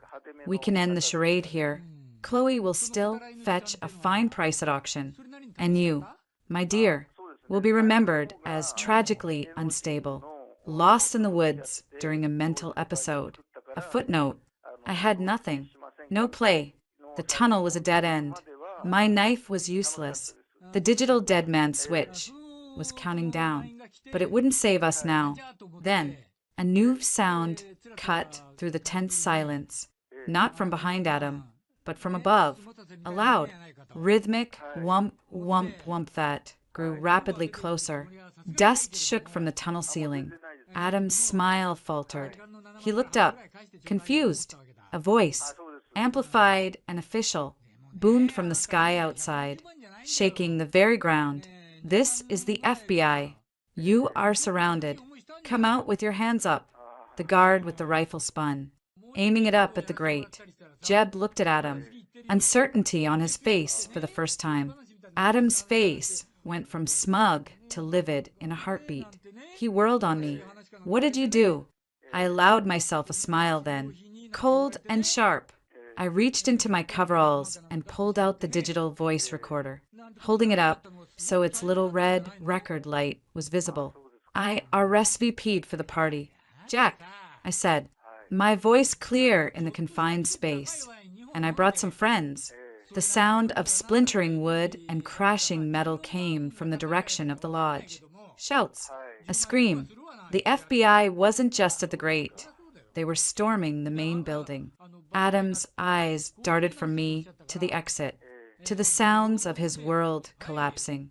Rage and calculation warred on his face. Then, with a snarl, he made his choice. "Jeb, with me. We go out the West Trail."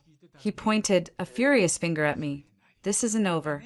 He and Jeb turned and fled back down the tunnel, toward some other escape route. The third guard hesitated, looked at the grate now shaking under the assault from outside, dropped his rifle, and put his hands on his head. I sagged against the wall, pulling Chloe close as the grate was torn away, and blinding flashlight beams pinned us. Strong hands reached in, pulling us out into the chaotic, glorious noise of shouting agents, screaming men in handcuffs, and the beating rotors of an FBI helicopter lighting up the night. A woman in a flak jacket with FBI in bold yellow letters approached me. "Dylan Cartwright?" "Yes," I said, my voice hoarse. I shoved the digital recorder and the burner phone with all its evidence into her hands. "You'll want these. And there are at least 2 more women locked in the basement. And the man who calls himself Adam Wright is really Jack Thorne, and he's getting away through a West Trail." She nodded briskly, speaking into her radio. Then she looked at me, at Chloe shaking beside me, and her professional mask softened for a second. "We got your package. Ms. Cartwright, the timed dead drop. We've been mobilizing for 48 hours. You're safe now." Safe. The word felt foreign.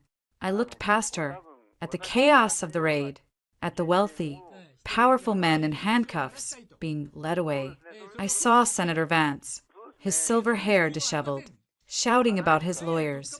I didn't see Adam or Jeb. The trap had sprung. The hunters were in the net, but the alpha wolf had slipped the noose. I put my arm around Chloe, holding her up as her legs gave way. "It's not over," I said, to her or to myself. I wasn't sure, but the hunt just changed sides. The fluorescent lights of the FBI field office in Albany were a harsh, sanitized replacement for the firelight of the lodge. Chloe, wrapped in a foil blanket, was speaking in a low, trembling monotone to a female agent. Across the room, I was giving my third statement. My voice scraped raw. The digital recorder, the burner phone, the encrypted drive, they were all logged into evidence. My story, a financial analyst's dissection of her own nightmare, was being typed up. Sworn to, Special Agent in Charge Malcolm Cruz, a compact man with tired eyes and a no bullshit demeanor, slid a photo across the table to me. It was a mugshot of Jack Roland Thorne, taken 15 years ago, next to a still from a lodge security camera of Adam Wright. Forensic confirmation came back an hour ago. Dental records from the deceased Adam Wright's childhood dentist don't match the man in custody. The DNA we took from him matches a partial on file from a cold case in North Carolina. It's him. You were right. A grim satisfaction, cold and thin, settled in my chest. And the others? Vance, the judge, in custody, singing like canaries, blaming each other, blaming Thorne. The evidence you provided, it's a prosecutor's dream. We've already located 2 of the other women from the ledger. Alive, but in bad shape. You saved lives. Ms. Cartwright. It's not over, I said, tapping the photo. He told me there was someone above him. Someone he called the Collector. The real power. The one who buys the spirited ones. Cruz's expression tightened. Thorne isn't talking. He's lawyered up with a shark from a firm that usually defends Wall Street. He's claiming entrapment, that you fabricated the evidence in a psychotic break to seize his assets. The Collector is a figment, he says, born of your paranoia. Of course he was. The narrative war wasn't over. It had just moved to a courtroom. A wealthy, connected psychopath versus the hysterical wife with a history of mental distress. I could see the headlines. It's not a figment. I insisted. The money trail from the foundation doesn't end with Thorne. It flows to him. Yes, but the initial capital, the major donations to the club's operations, they come from somewhere else. A single, consistent, massive source over the last 8 years. I saw it in the books.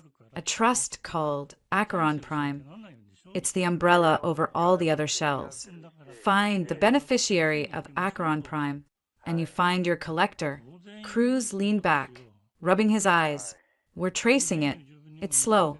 These layers are designed to be impenetrable, and with Thorne silent, and the other members only knowing code names. He sighed. The official investigation will grind on. You've done your part. More than your part. You should think about your safety. Witness protection. No, I cut him off. The word sharp. I'm not hiding. Hiding is what he'd expect. What they'd expect.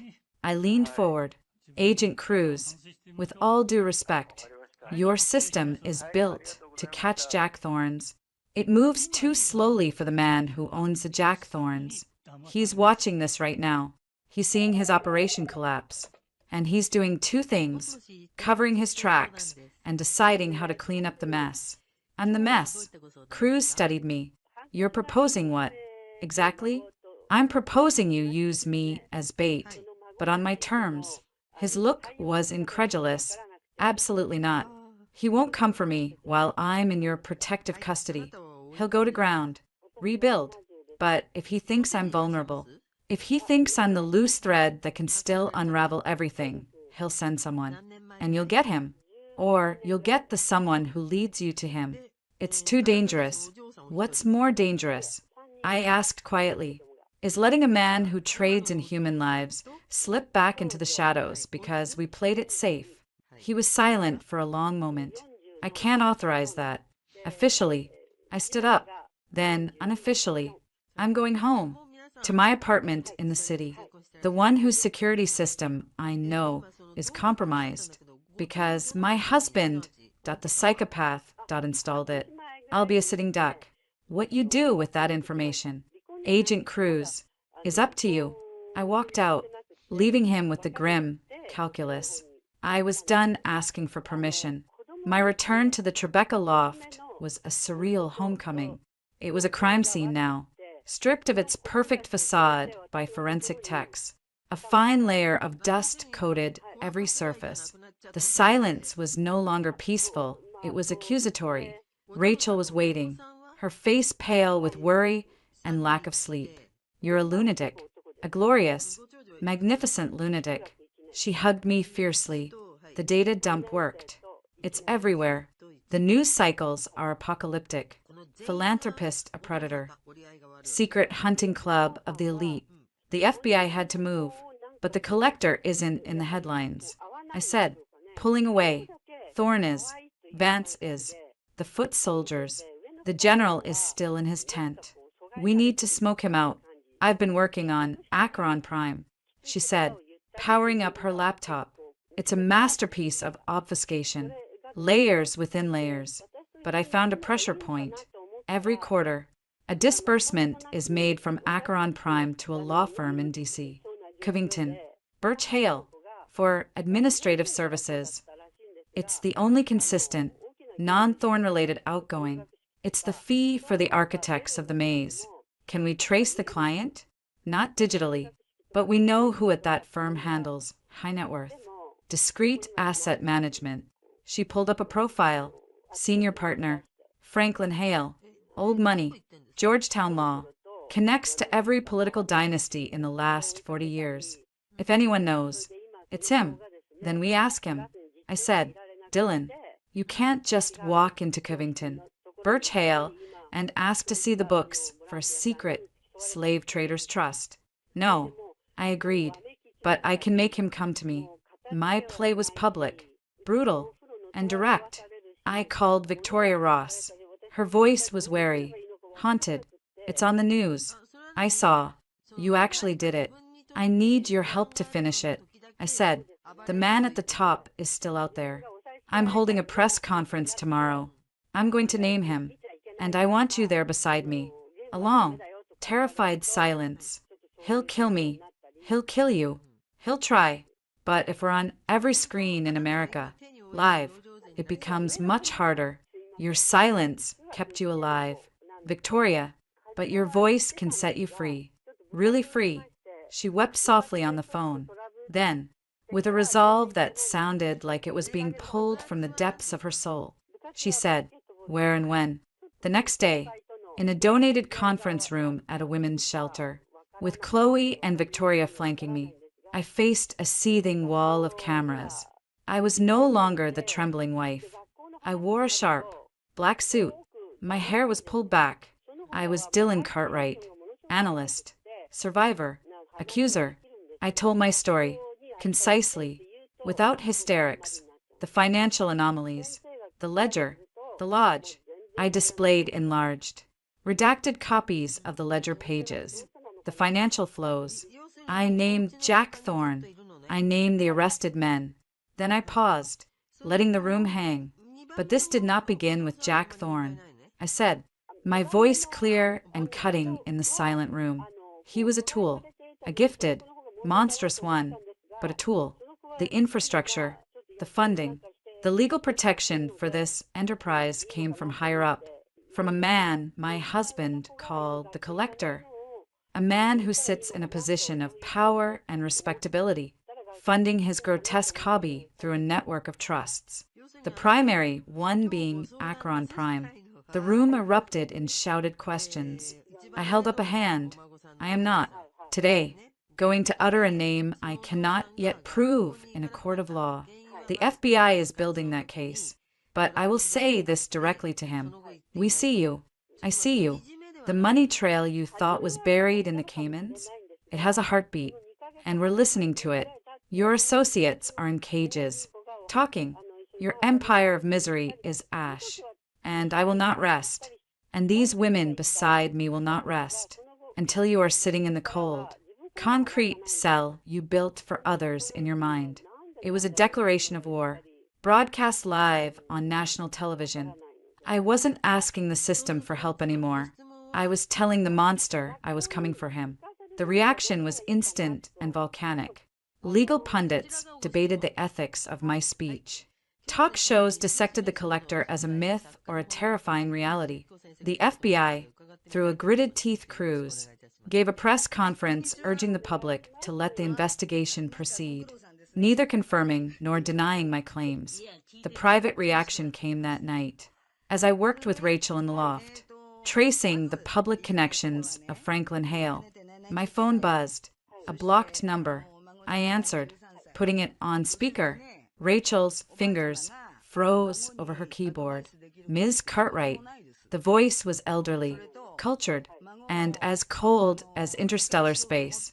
It was a voice used to being obeyed, to existing above consequence. That was a very theatrical performance today. Senator Harold, I said, the name dropping into the silence like a stone.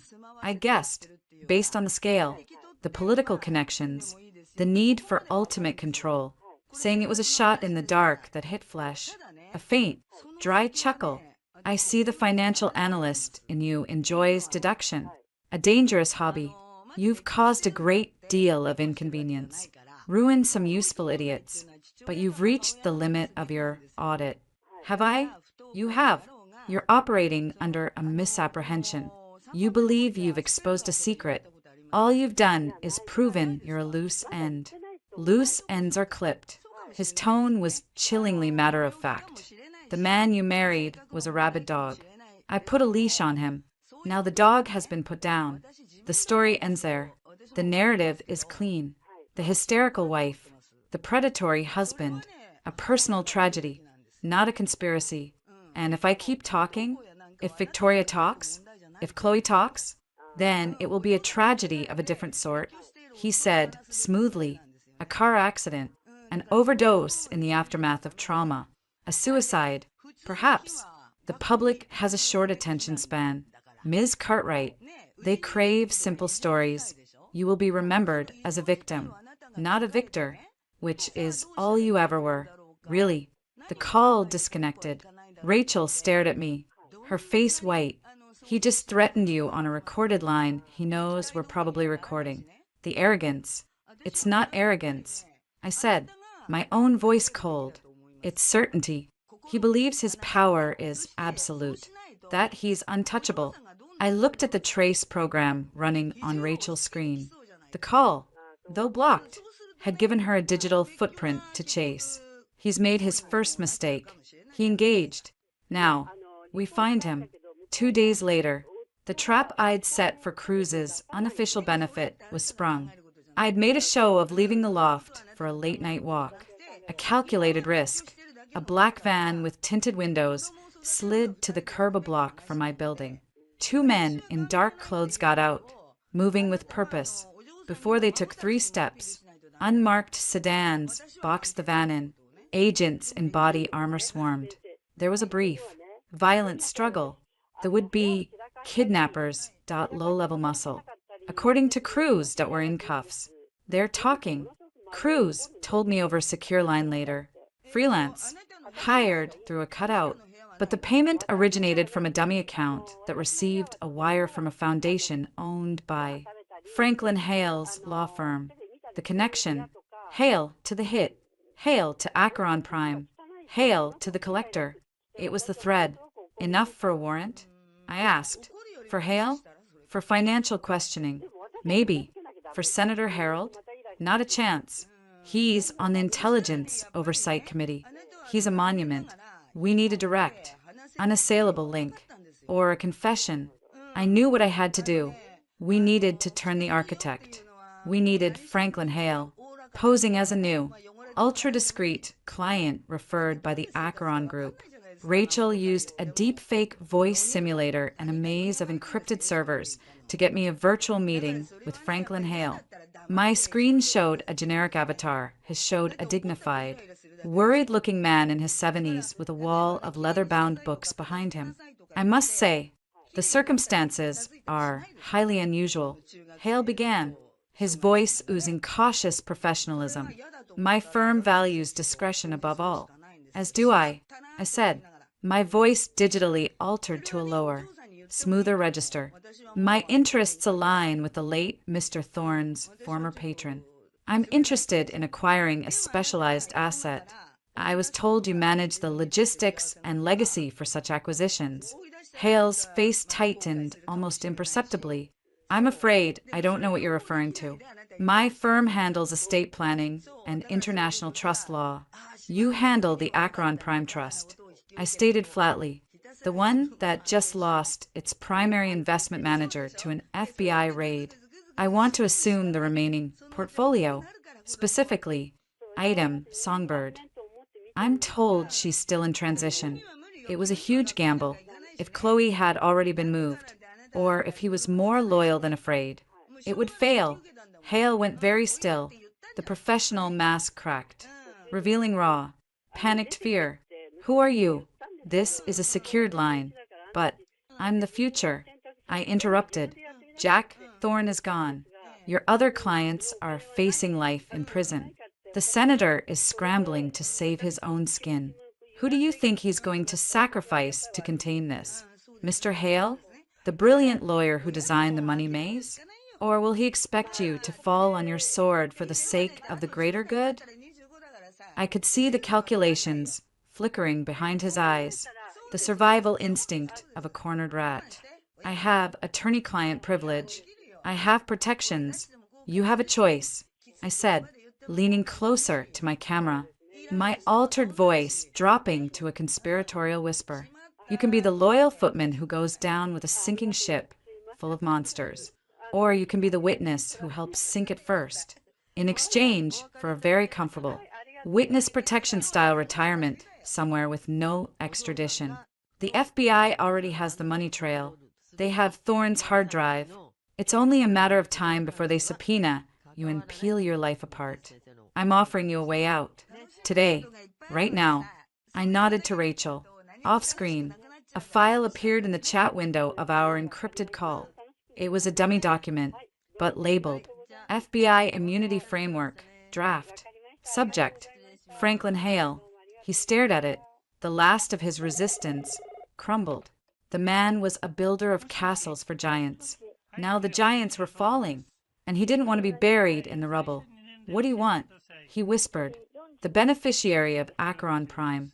All of it. The signatures. The records.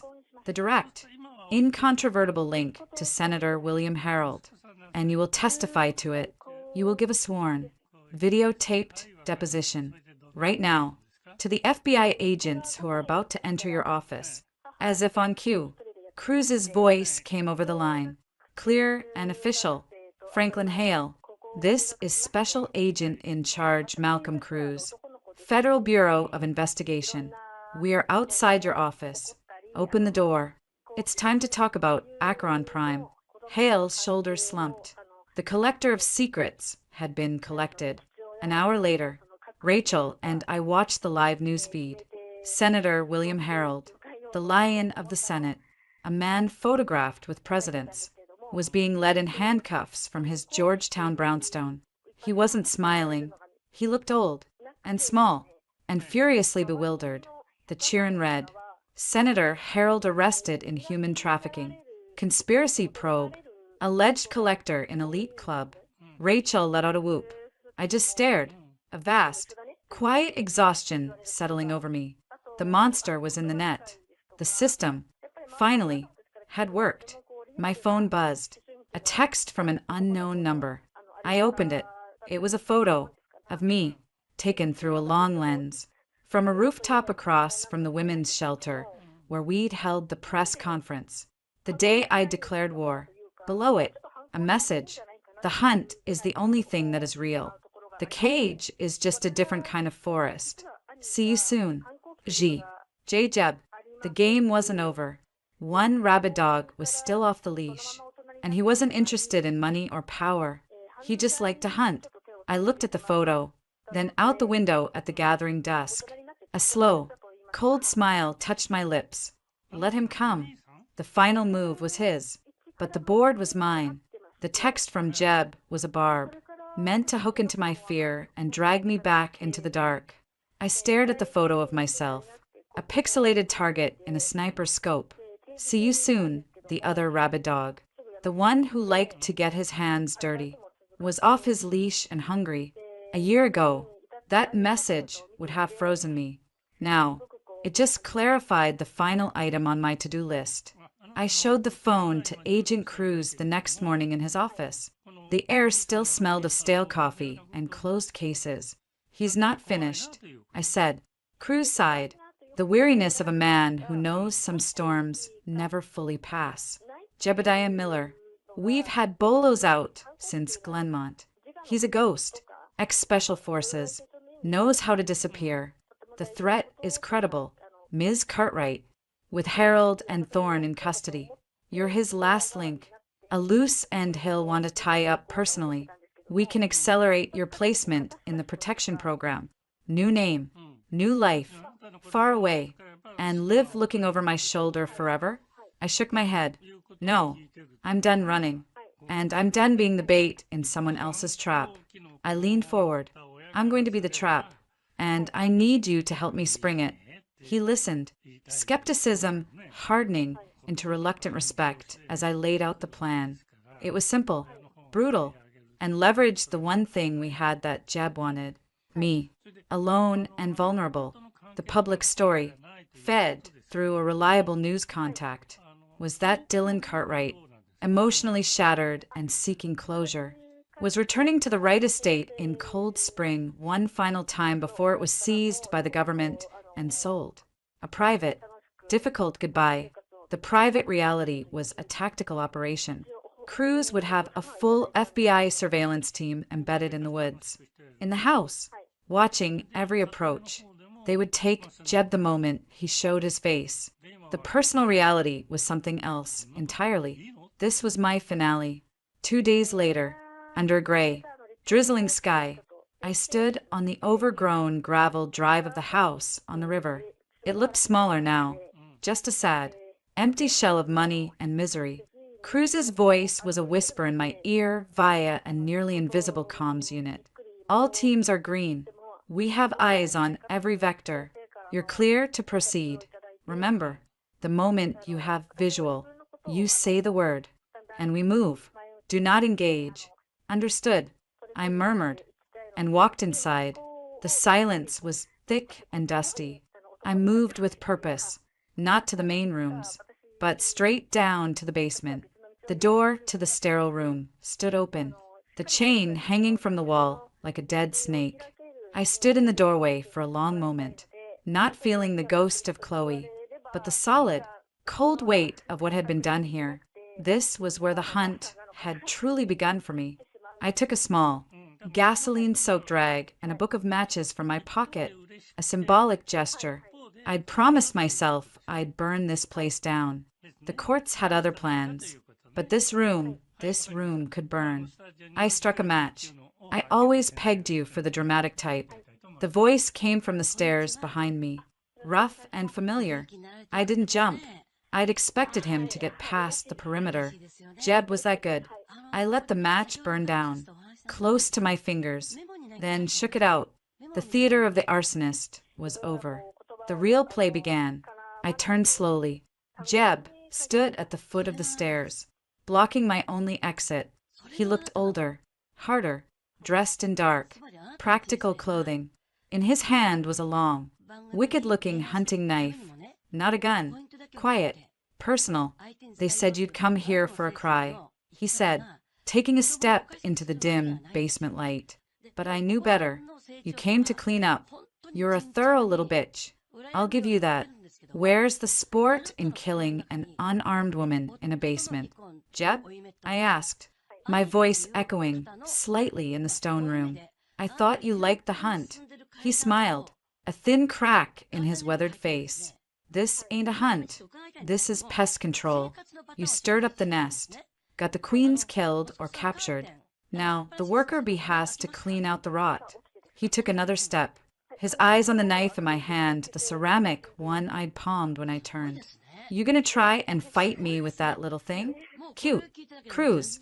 I whispered into the comms. He's here. Basement. Hold your positions. There was a burst of static. Then silence. Jeb's smile widened. He held up a small, black device in his other hand, a wide-frequency jammer. You think I'm an amateur? I swept the woods, saw their little nests. This whole property is a dead zone. It's just you and me now. Sparrow, like it was always going to be. So, it was just us. Good. That was part of the plan. 2. The part one hadn't told Cruz.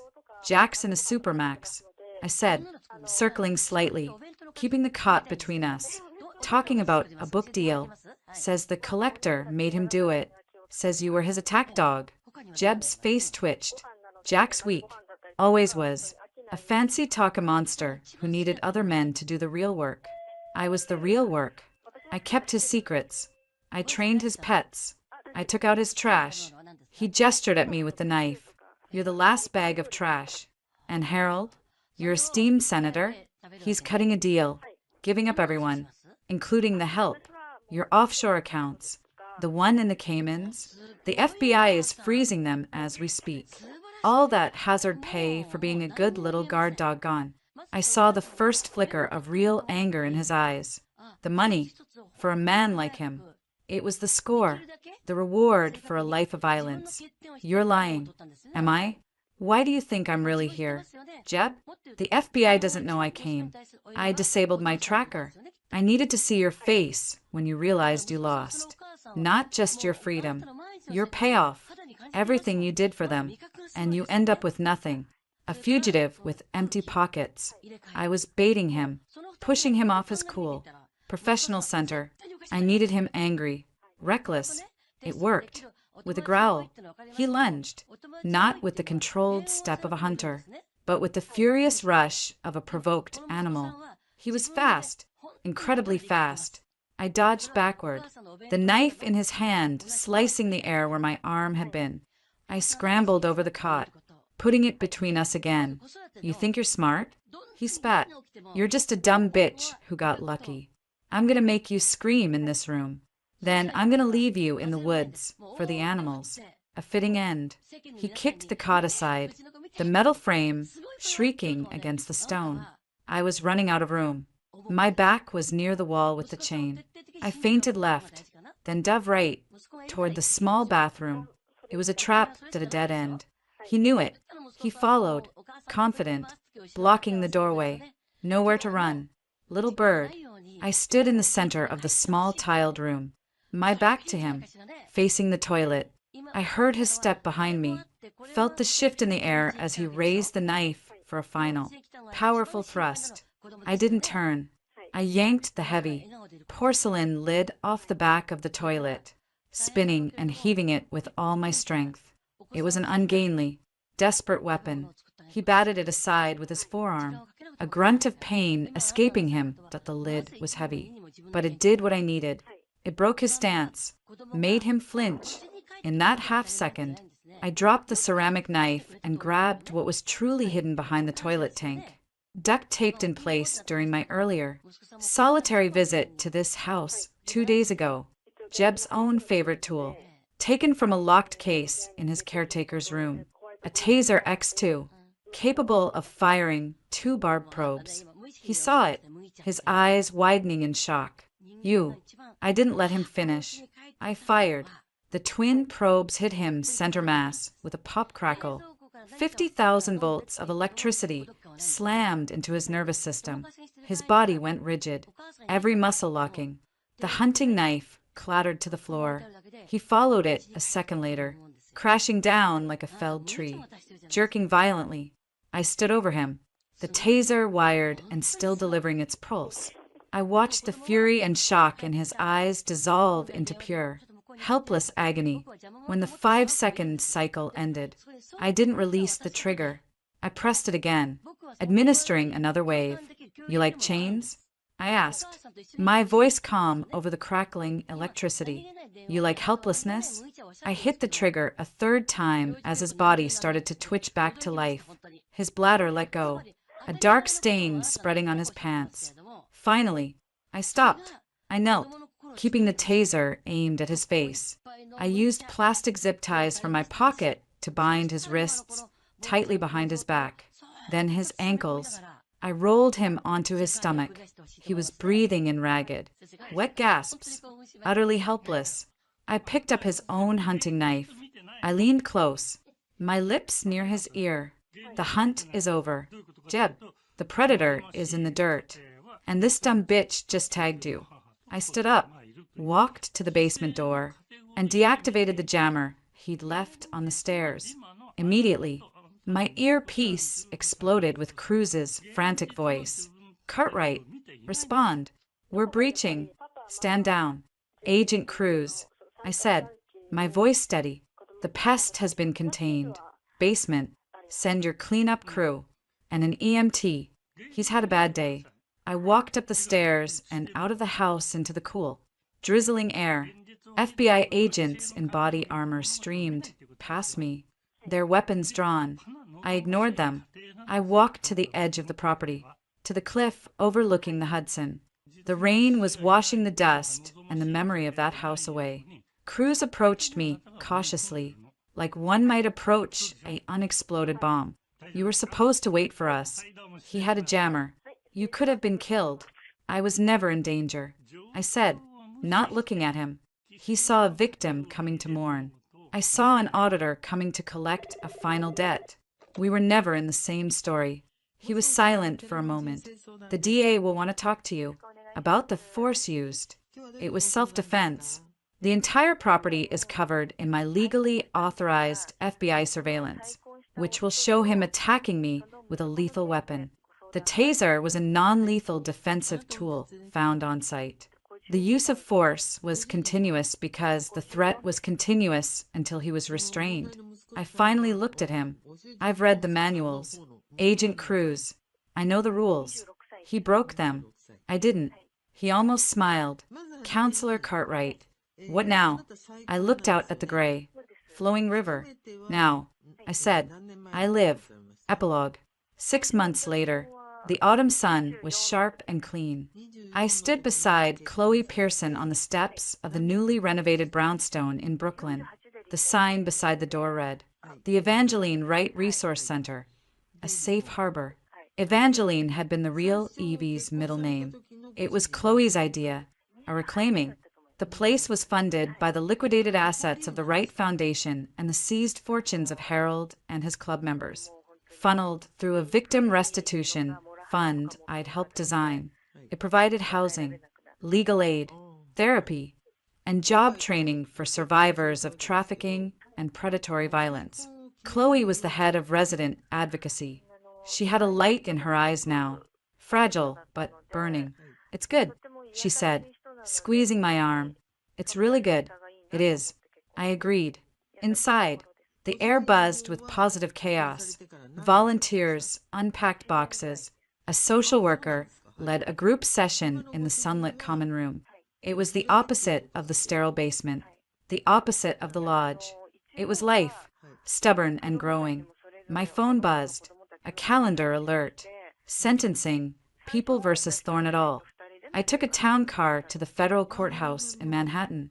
I sat in the front row of the gallery, back straight, as the monsters were led in. Jack Roland Thorn, once Adam Wright, looked diminished in an orange jumpsuit. The charm was gone, replaced by a sullen, simmering rage. He refused to look at me. He was sentenced to 12 consecutive life terms without the possibility of parole, plus 85 years for financial crimes. The judge called his actions a bottomless pit of depravity. As they led him away, he finally shot a glance my way that a look of pure, undiluted hatred. I met it with a flat, empty stare. He was a bug under glass, a specimen, nothing more. Senator Harold received a slightly shorter string of life sentences, his age and cooperation sparing him the supermax. His legacy was now a footnote of horror. The ascendants were all in cages of various sizes. Justice, of a kind, had been served. It wasn't the fiery vengeance of my darkest fantasies. It was colder, more bureaucratic. It was cells and numbers. It was enough. After, as I walked down the granite steps, a reporter shoved a microphone in my face. "Ms. Cartwright, do you feel vindicated? Do you feel safe now?" I stopped. I looked at the camera and past it. "Vindication is for the courts." I said, "My job was survival, and then it was prevention." I gestured back toward Brooklyn. "Safety isn't a feeling. It's a structure you build. I'm building it." My phone buzzed again as I got into the car. It was Rachel. New client meeting. High-profile financial whistleblower. She's scared her husband's company is a front. Sounds like our kind of puzzle. "Lunch tomorrow?" I texted back. "I'll bring the forensic toolkit." The car pulled into traffic. I leaned back, looking at the city, streaming past the window. The scars were there. Inside, the hypervigilance, the nightmares that still sometimes came. But they were scars, not open wounds. I reached into my bag, my fingers brushing against the small, fireproof lockbox I now kept there. Inside it, the bloody scrap of napkin and the collector's club photo from the lodge were sealed in plastic, next to the legal documents dissolving my marriage to a ghost. I didn't look at them. I just needed to know they were there. A reminder, not a chain. The car stopped at a light. A woman on the sidewalk, brisk and confident, caught my eye. She was arguing on the phone. gesturing sharply, completely in command of her world. I saw a flash of who I used to be, and then I saw who I was now. Not just a survivor, a specialist, a woman who knew how to follow a money trail into the heart of darkness, and how to plant a flag there. My phone rang. A new number. I answered. Dylan Cartwright. Ms. Cartwright. My name is Anya Petrova. A mutual friend at the resource center gave me your number. I think I'm in a gilded cage, and I don't know how to pick the lock. Her voice was low, educated, and thick with a fear I knew intimately. The fear of the prey that has just sensed the predator in its perfect, smiling disguise. I took a deep breath. The familiar, cold focus settling over me. Start from the beginning. Anya, I said, my voice calm, assured, a lifeline thrown across the void. Tell me everything. Outside, the light turned green. The car, and my new life, moved forward.